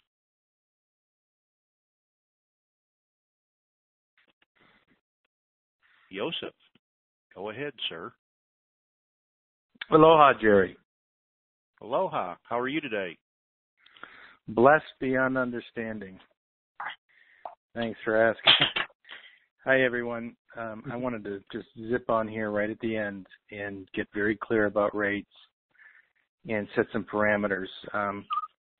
There's some really good people that have walked into a tsunami of blessing, and it's time for everyone to kind of know the score before walking into the bank. Okay? And I'm pretty serious about this in a loving way, but the blessing that's about to be bestowed upon you and your family, your communities, is truly beyond your current understanding. So here at the end, I think it's only fair that you know what it is that you're truly engaging in. Okay? Whether you've been gifted or bought currency, and as Aiko said, bought more Zim than you really probably should have. The great thing about the reset is that there is the opportunity for great benevolent gifting across a swath of humanity, every country, every color, every race, every culture. Praise God. And for the blessings, as large as they are, the burdens are also in existence and in play, just as the natural balance of night to day, yin to yang, hot to cold. There are burdens with receiving and absorbing this kind of wealth. And so I want to talk to your WINGIT call and the transcribers about the burdens of what's coming. Okay? There are 2 million private exchangers, meaning there are 2 million out of, say, the 12 to 16 million that is projected to hold currency in the country that will be going through in this first wave. Okay? So it will be kind of a smorgasbord or a free-for-all in terms of general admission seating at the redemption appointments. They have handled a lot of the big whale private contracts already, and have kind of SKR'd them, even issued charge cards for some of them that will be active at the time of the 800 release in the go, which will be tonight. as I am told. I actually have a time, but I'm not going to give that out. So you're kind of in competition with 2 million people, number one. Number two, I'm going to give you the ranges of what you're looking at from an international rate to a contract rate, and I'm not doing this to stimulate currency purchase because to a large extent, anybody that was selling currency for RV purposes has kind of been asked to shut down. Anybody selling collectibles is still allowed to participate. So I'll just start with low to high. I'll start with the dinar. And this is screen rates for Wells, screen rates for Chase. Your range is from $8 to $20. Okay, in terms of what the banks will negotiate with you with. Hey, Joseph, there's something. You got a lot of background noise there, and I know people want to hear what you have to say. All right, I will get to a better position. Okay, so the IQD, $8 to $20. That's your range. You're going to start at 8, and your contract rate will be somewhere in the 20s. Okay, your VND, you'll start at 5. Your contract rate will be somewhere in the 4 digits. We'll call it $10, $12 range. Okay, your ZIM starts at 3 digits, not 65 cents. And I'm going to kind of carefully suggest that your top end on the ZIM will be at the rate of the Chinese yuan is, which closed the day at 655. Now, should you ask for that? Maybe. Do you need that? That's between you and God. But I just want to offer this one consciousness with everybody. You've got to look yourself in the mirror when you come out of that exchange and ask yourself, when I started this, when I started buying, when I started gifting, when I started following it, and to bring me to this point of being in a redemption center, I've got to look myself and say, do I keep my soul or do I take the money? And I don't mean not redeeming anything. What I mean is how much is enough for you personally in your life?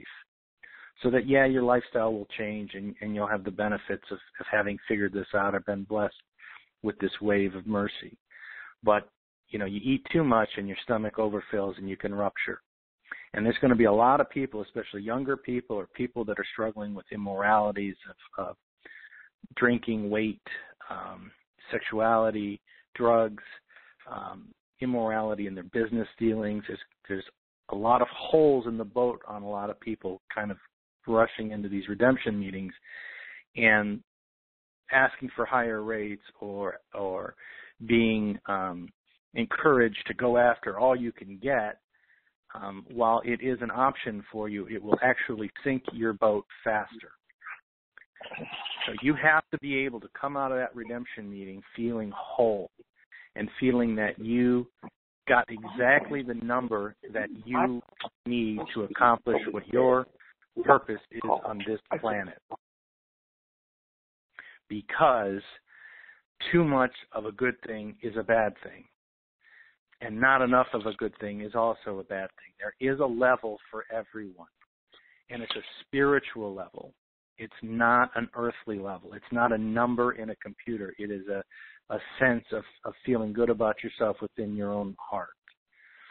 And, I have to tell you, I can ask for a much higher rate than what I will ask for because I've had to come to this conclusion in myself that when I started this 10 years ago, I had a singular goal. And for me to achieve that goal, I know exactly what the number is. And I'm going to go in and accomplish that because I know from talking to people in the banks that they will grant whatever your wish is, almost like genies. So if you want this much money to do this for humanitarian purposes, will you be asked to sign an NDA? Yes. Will you be asked to leave it in the bank for a period of time? Yes. Will they give it to you? Yes. That is their mandate from the elders, that all the banks have to, in essence, satiate the goals and desires of the people who have been restricted from this benevolence, this wealth, this abundance for 400 plus years since modern banking began in Europe in the late 1600s with the Templars. So it really is going to a buffet line and you can eat anything you want. The question is, should you? And Yusuf, then how much can your stomach hold? This is a blessing. I'm on the call helping Jerry with it. I'm a pastor. I have a lot of humanitarian things that I do, and such as feeding people, training children. We have a Christian education system in Central America where we have them live in. I've been doing humanitarian work for 35 years, and on some of the boards of the largest particular humanitarian agencies. We're the only owners of a non-military, Hercules aircraft, because we land it and feed people. We did that in the desert when Saddam was gassing those Kurds. We've been there whenever anybody needed us. So I'm not just somebody who's got kind of an idea about right. Doing some humanitarian things. And I wanted to know from you. I'm kind of using my opportunity as a host to ask you, what do you think? You're talking, and I agree with all that you're saying about wisdom in what you ask for. But what should we ask for? Well, again, it's a pastor, and I think I know about where you are in the kind of Southern California area. Heard great things, and so I just want to acknowledge you for the work you've done, even up to this point. Thank you. For the RV. It's a great question because you're probably at the high end of the top end of the requesters, right? Of the redeemers, because you have infrastructure in place, you have human resources, Absolutely. You have computers, you have the ability to travel, you have the ability to mobilize emergency teams. So don't say it publicly, but let me know. Well, I'll just tell you this: whatever the top end is on the contract rate, okay, for the first basket of currencies, just know that those banks are going to be selling it for anywhere from 60 to 80% higher to another bank in Asia. So for you to ask is no big deal because these banks technically are not paying for it. They're just issuing you the credit. Mm-hmm. So all right. If you're asking me for my advice, given your history, given your goals, given your ability to mobilize additional human resource technologies, expand additional humanitarian brands, go for the gusto. Okay. Now, I have many other pastors that are involved in doing these same kind of things, and people who are seriously, they've been helping, they've been giving their money. They only have 15 bills. What should they ask for when they go? And again, this goes on the lower end, right? This goes on the lower end, so this is good. So you're the top end, and I say get everything you can for humanity as long as you're good with getting it back out. On the lower end, I would say to people that have 10 bills or $100 trillion of Zim or, $20 million of Don, you have to be able to feel good when you leave that redemption appointment. So whatever that number is for you, whatever that feeling is, ask for that. Don't put a number on it per se, but in essence, you've got to feel like you've retained your soul and you haven't bitten off more than you could chew. Does that make sense?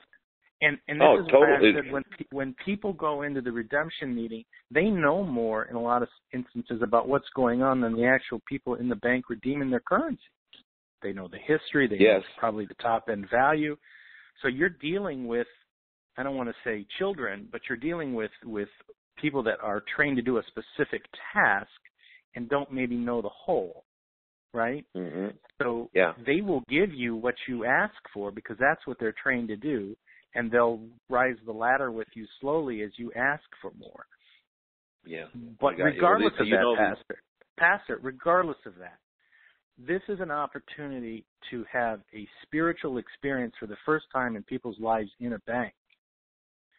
This is an opportunity. Yeah, that would be a spiritual experience, all right. I'll tell you that This is an opportunity to surrender again to Christ in a way you've never done it before. This is an opportunity to surrender to the Creator or how you understand God in a way that allows all your holes in the boat to be plugged, so no matter what number you ask for or receive, that you are whole and your soul is protected. I'm more worried about people's souls than I am about what number they get in their account. and so are we. We really do care, and we know that wisdom is really important. And I know that there's every person on this call right now, I know they're saying, please, Joseph, give us a number. Give us a number. But that's my point. Pastor, there is no number. There is no money. The concept of money is what they're paying for to take out. Galatians 6:7, do not be deceived. God cannot be mocked. A man God is reaps not mocked. Whatsoever a man sows, he will reap. Absolutely. And we're on my point to everybody is when you ask for a number, what have you reaped? I mean, what have you sown to reap? And if you come clean with that and you go in and you get that, then you're good with God. If you undershoot it and you reap more, I'm totally happy with everything that I have for myself, and I already know numbers. I know a number. I know, and I'm gonna be wise. And we're good. Everything you shared, pretty much. I mean, I'm still on guard. I don't trust myself. Nobody should trust themselves. Money brings out. It's like alcohol. It brings things out in you that you didn't really realize were in there. Right. And but we've worked for years without getting a paycheck because we don't work. It's not a job. We do it because we love God and we love people. We're there, and we appreciate it. It's the first time in my life I'll not have to think about money except for what to do with it rather than how can I get some more to do what God gave me to do. And I'm looking forward to those problems. But there's still problems. There's still things that must be overcome.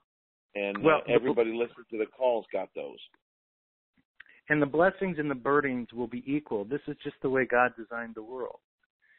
Mm-hmm.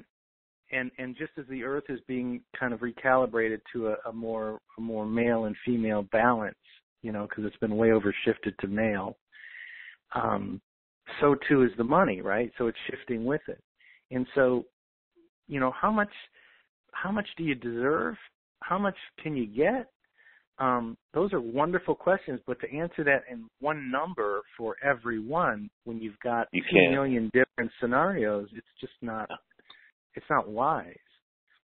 Absolutely. Okay. Wise. And I just encourage everybody to surrender to their Maker before they go in and ask for divine direction on what number to ask and how much to ask. I gotcha. Well, Jerry sent me a text telling me that after you shared that, we need to get humanity saved, he said that I needed to get saved. And then he said, ha, ha, ha, LOL. I don't need. I'm saved again every day. I walk into God's presence. I feel Him in my life. I love to be with the Lord, and I kind of feel almost like I'm getting born again. I don't know if you ever feel that way, Joseph. Every day. But, every day. I do. Every day. I do regularly, daily, and we're really appreciative of all that you share in the kingdom and into all these people on all the particular calls that you've been on and the particular information that you've given us. Thank you, and appreciate you. And I know Jerry wanted me to ask you some questions, and I tried to ask as good as I could, and I guess you've already given the answers while I was on another god-awful intel call, had to go back and forth. So I love you, my friend, and you're a blessing. Well, thank you. Yeah, the intel is important, guys, but quite frankly, you're there. You can ask and receive anything that your heart desires. I just really want to encourage everybody to bite off what they can chew, but also, take some risk. If you're feeling that you can do more in the world, if you're feeling that you can achieve a greater good service in the community that you haven't tried yet, maybe there's no precedent, but if you have the resources behind you, maybe you could do it, go for that. I'm not saying don't be aggressive. I'm just saying make sure you can live with yourself when you come out and you're not so overburdened with the money. It's okay not to redeem everything, potentially. Or it's okay to ask for a lower number if that protects your soul. Your soul is more valuable than any digit in any computer. And the crazy thing, guys, is we think that, the bankers did this for the money or the politicians did this for the money. No. They were keeping an energetic hold on our souls, on the love that we are, the slivers of God that we are. They could care less about the money. They could print as much money as they wanted. They controlled the whole system. They were Till controlling us until now. This is a spiritual event, guys. This is the trend. All the universes are watching us as we go through this. That's why they say the universe or the earth is so populated right now, because there's so many souls that want to come in and experience this in real time, from nothing to something, because it is such a tremendous spiritual event that's happening. This is the second flood. This is the rebirth of the Christ energy in the world. This is the divine feminine, the Gaia, the Kuan Yin, rising. Right. This is the rebalancing of what God's intent truly was for humanity. And I really don't care if I'm on a pulpit at this point. This is your last chance to hear this, guys. You're in a couple hours, you're in.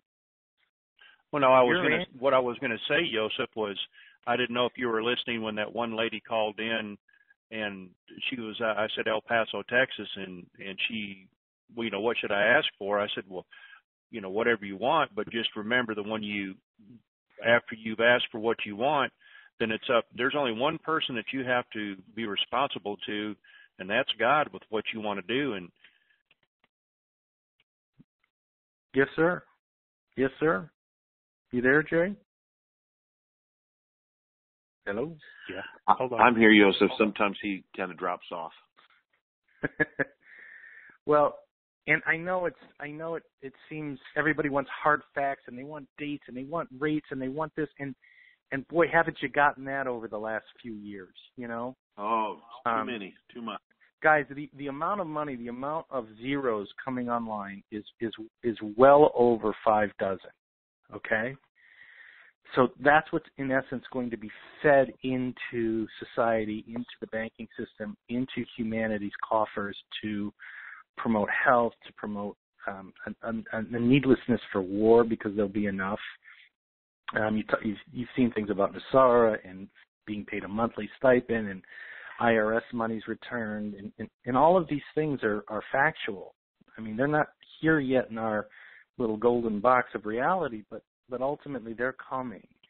And I'm not here to tell you about the tsunami of trouble that you're getting. I'm here to tell you about the tsunamis of love, and to open your heart and to say, Lord, I trust you. Thank you. Thank you for taking 2,000 plus years and starting with Christ so that we could get to this moment, so we could receive this. And now, as a humanity, as a species, we're resurrecting into a new era of existence, of possibility. And those things that used to plague us are no longer. The tether's gone. It's gone. Energetically, it's gone. They lost it. If they lost the banking system, they've lost everything. They've lost the military. They've lost government. They've lost medicine. They've lost pharmaceuticals. They've lost education. They've lost water supply. They've lost it all. And it's our time to come in. It's our time to come in and just receive this blessing, disperse it. If you feel you need to get it to more people, more communities, more countries, Pastor, then by all means, the $6.55 at the top of the scale, the yuan, that's a fair price, because the Chinese are going to take that and they're going to resell it on the market at different rates. It's economically feasible, even though emotionally it's difficult to deal with at that number, because you're talking about trillions of dollars probably at your level, right? Joseph, what I was going to say, I got choked up, is whatever number we ask for, we're to be good stewards, is what the bottom line is. And if in your heart you don't, and you'll know, and it's only between you and God, and in the end, I'm trying to do the best I can. And when it comes time, I've got a lot to hang my head when he starts opening the book up, but I want to be able to hold my head up when he gives me this blessing and said, go forth.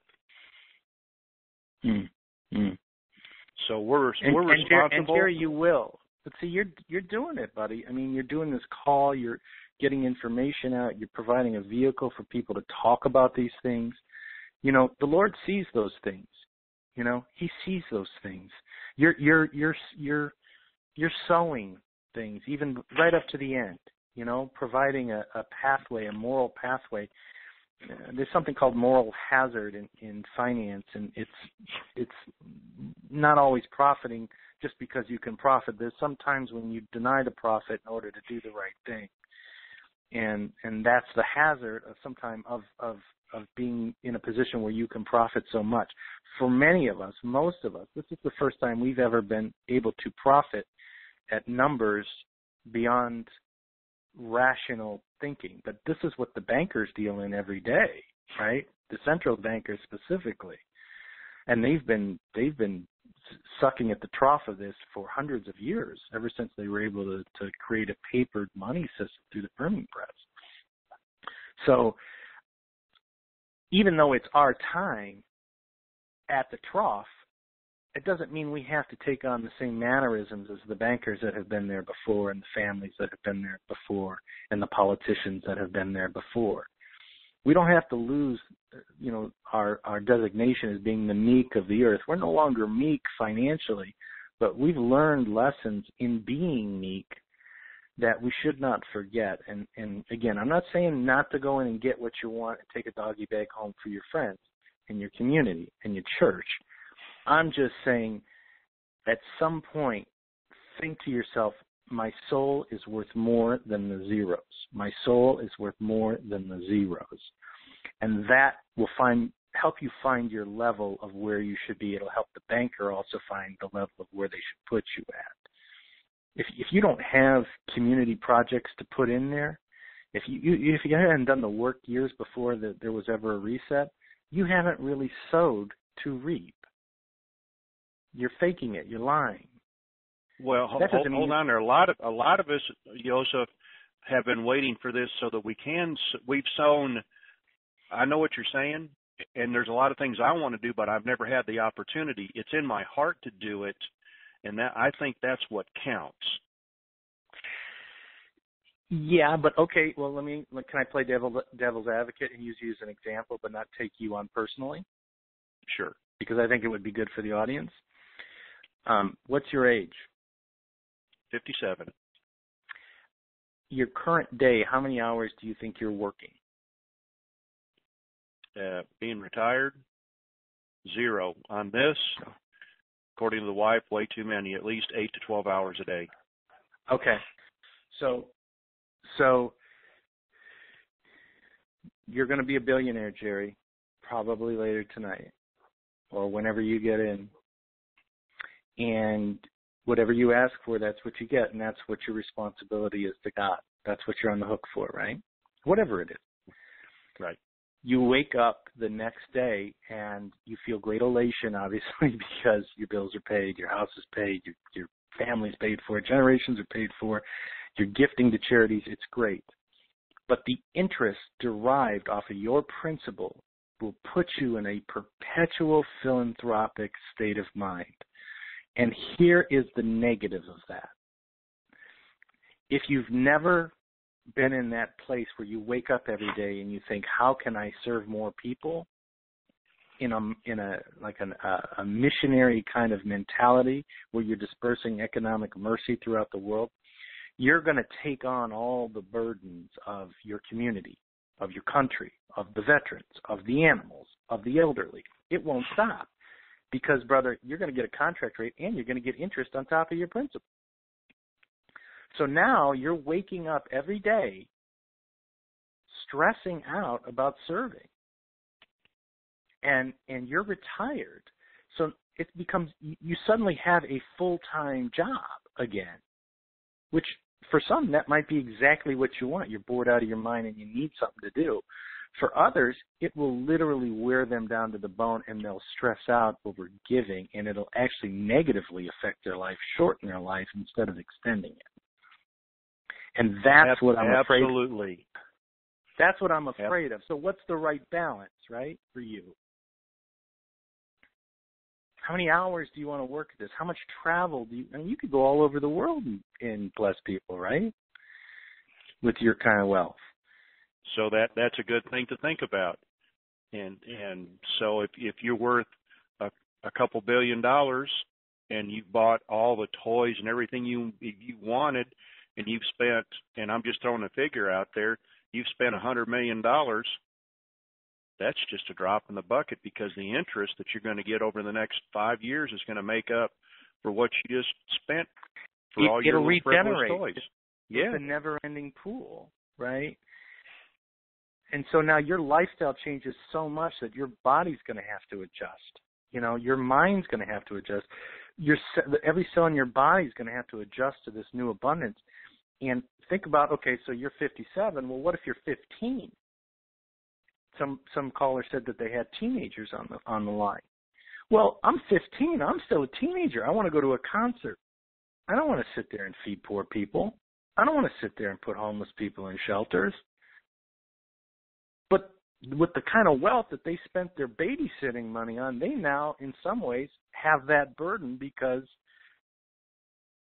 if they don't do that and they spend it on stuff and they spend it on cars and they spend it on parties and they spend it on traveling Europe and living in 5-star hotels, they'll lose their soul. It's gone. And it's really hard to get back. So again, when people ask how much is enough, there is no amount of money, there is no price to put on the human soul. It is the greatest gift that humanity has ever been given, and any species in all universes have been given, is that we have been given a sliver and a piece of God to exist in a body. And so if you ask me... I have a question. Yeah. How do you think Solomon was able to deal with it? Because he's been the greatest, philanthropist of all time, and acquired the greatest wealth in history. I wonder how do you think he dealt with it? I know he had 500 wives, but that's besides the point. well, there you go. Certainly a distraction. Great question. Well, better question is if you become Solomon, how will you deal with it? I don't want to be Solomon. I have enough issues with just one woman. I don't need any more. I just want to be able to help people and help my community. And you're right. How much is enough? I have an idea. I have a figure set in my head. And yes, I'm going to be traveling around the world to help people, but that's my calling. And I can't wait, because I know at a point, because I'll have things set up to where I can rest. I've been on sabbatical for the last 3 years, if you want to call it that. Good Lord's been giving me some downtime to do what I need to do and think about it and research stuff. And then he goes, oh, by the way, you're going to talk to people. I don't want to talk to people. Who's that guy that was in the cave that didn't want to be around people? The next thing you know, people are coming to his cave. Yeah. But Jerry, you have a huge heart, and you won't have a choice, because the Holy Spirit will be rising up in you, and you'll be called to situations that demand you to show up and be present with people. I mean, your better angel will surface whether you want to or not. And if you try and deny it, you'll get sick. No, and you're right. And you're absolutely right. And that has happened to me. And it's like, and I know it. And sometimes I just don't want to do that. I'm not in the mood right now. Yeah, right. But that's okay. And sometimes it's okay to go on vacation too, and have just a wonderful, wonderful vacation in a very nice beach and hotel and spa. But if your money isn't getting out to people, if you don't have staff, if you haven't set up the infrastructure to keep that outpouring of mercy flowing, you won't be happy at your vacation. And you know what? I'm happier giving. And that's why I have put a figure in my mind, because when I'm giving, and my wife is the same way, she would rather give to somebody, even if they don't say thank you, because it makes her feel good to help another person. And as humanity improves, then everybody goes, wait a minute. We've been looking down our nose at, and been stepped on for so long, and now somebody's helping us, and not all of us know how to say thank you. Right. And I was myself, I was at that position. Right. When I was growing up. So this is a Life's wonderful conversation. Living without being able to do your giving. And guest pastor, who's going to go with me when I'm traveling? Well, service is joy, guys, and you'll be energized from serving others. You really will. If you're older and you're looking for something to stimulate you, go help somebody. And if you have means now where you never had them before, I mean, you'll be titillated. You'll get younger because you're out there helping people. And if you're bedridden or you're sickly or you can't physically get out there and do it like you used to do it because you're on an oxygen machine or you're stuck at home for whatever reason in the winter or can't get out for weather, you can give online. You can sit there and find causes and research and study and keep your mind active and physically give resource to existing causes like you've never done before. So, like I say, anybody that redeems a currency at these numbers, and these numbers are hyper-inflated, if you notice, right? That they're trying to get all the currency off the street, so they're making the initial numbers really high. Yeah, absolutely. You're almost automatically thrown into a philanthropic existence, lifestyle. And you are a philanthropist. And if you think you can keep doing your old job and not do philanthropy full time, I think you're kidding yourself. I got a neighbor that's works for a big company, and he says, "Well, I'll wait a few months and then I'll give my notice." He's got over $2 billion in Zim.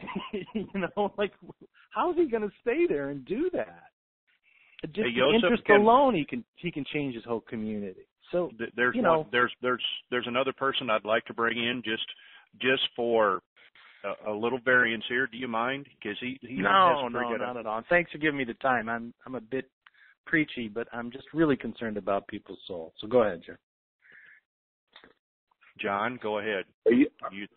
Well, I've been listening, and I think you had an awesome conversation, and I've been thinking about some things that have actually happened in my own life in this whole process.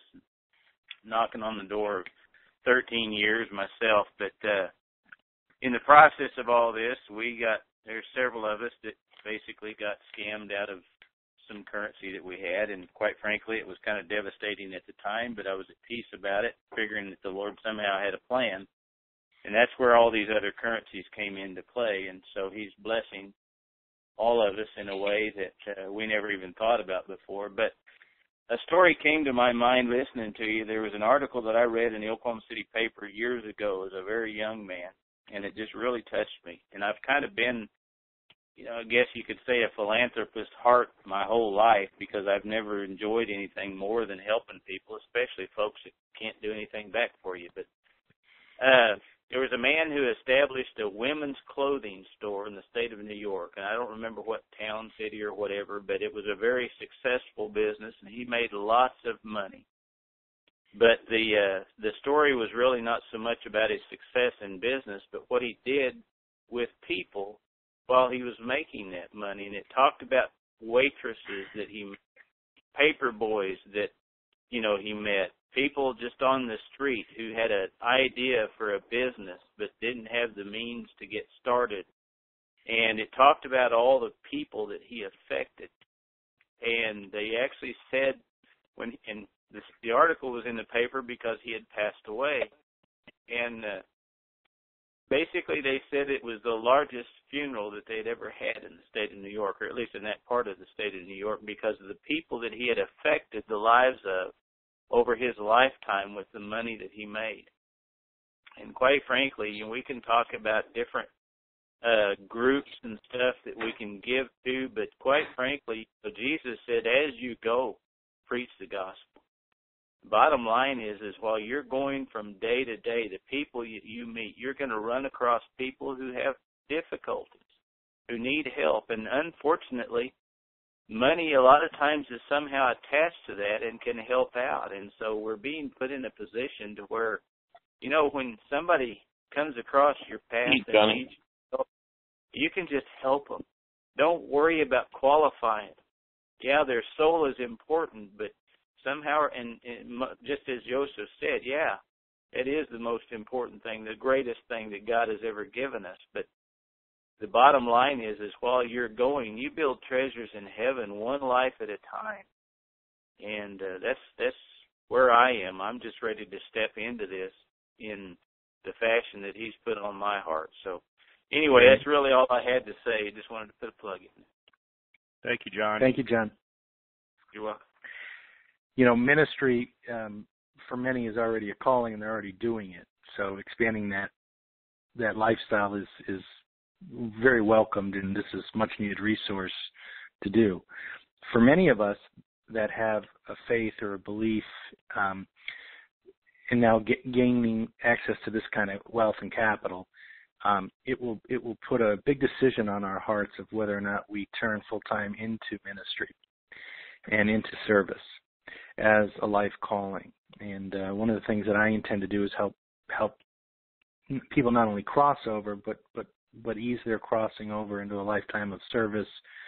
As a missionary in whatever cause gives them the greatest joy to serve, so some base, root of service, which I think for everyone out there, if there's some spine of cause or calling that moves you on a daily basis, don't feel you have to do everything or be everything to everyone. Perfect a certain discipline of service, a certain discipline of philanthropy, and perfect it, and then grow out from that spine, your base.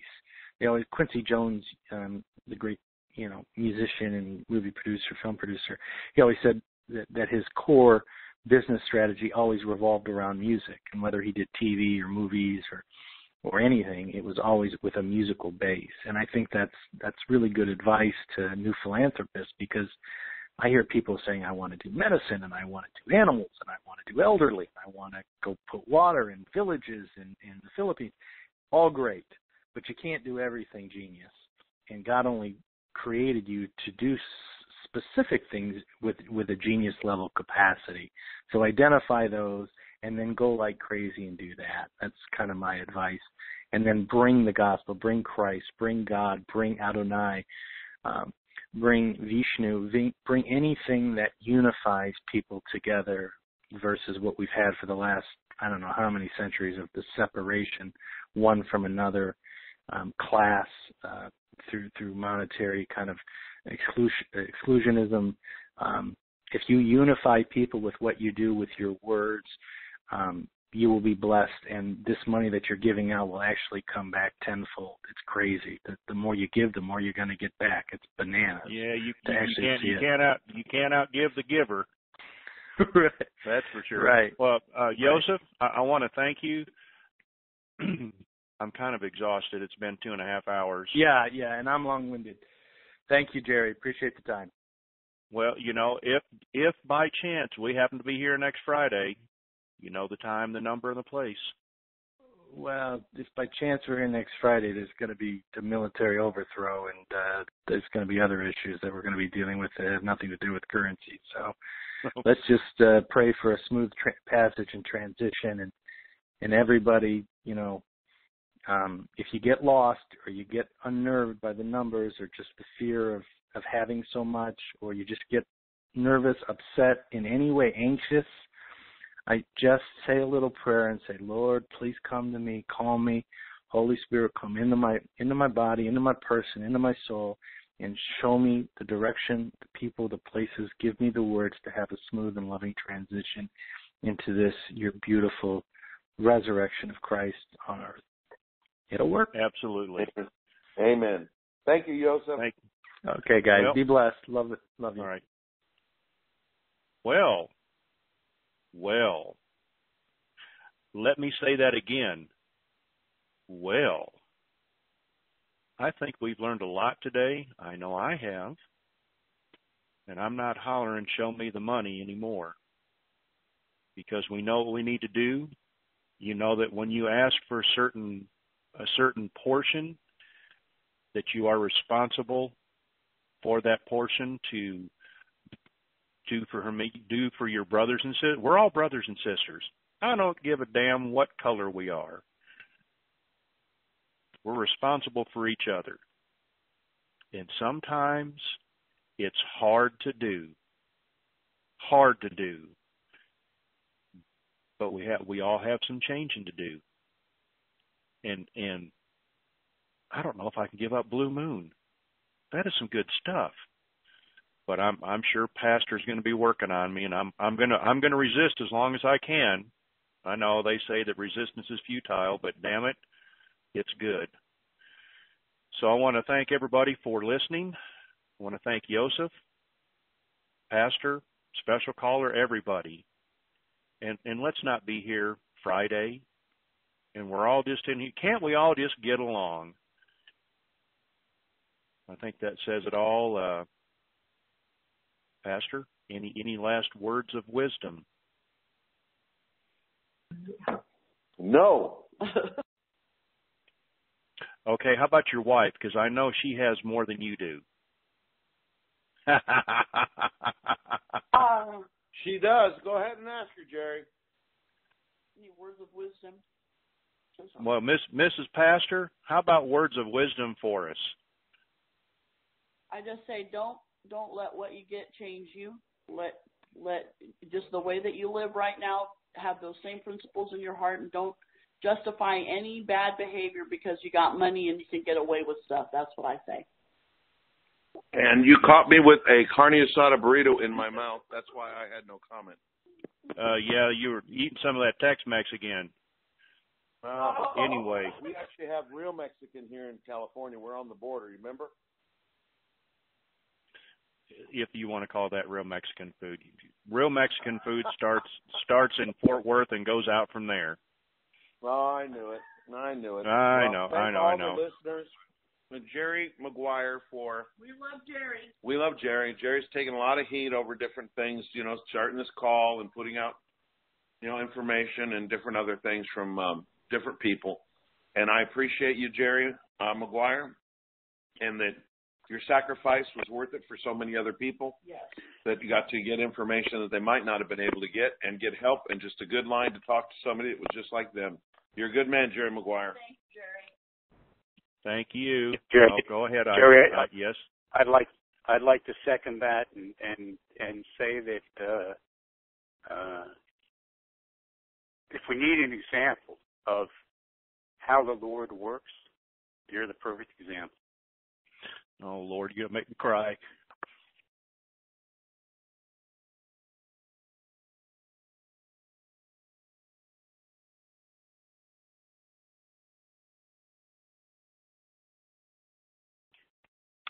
Thank you. You're welcome. Thank you. Okay, so we're going to stop the recording. We'll post the link shortly, the replay. Spread it far and wide.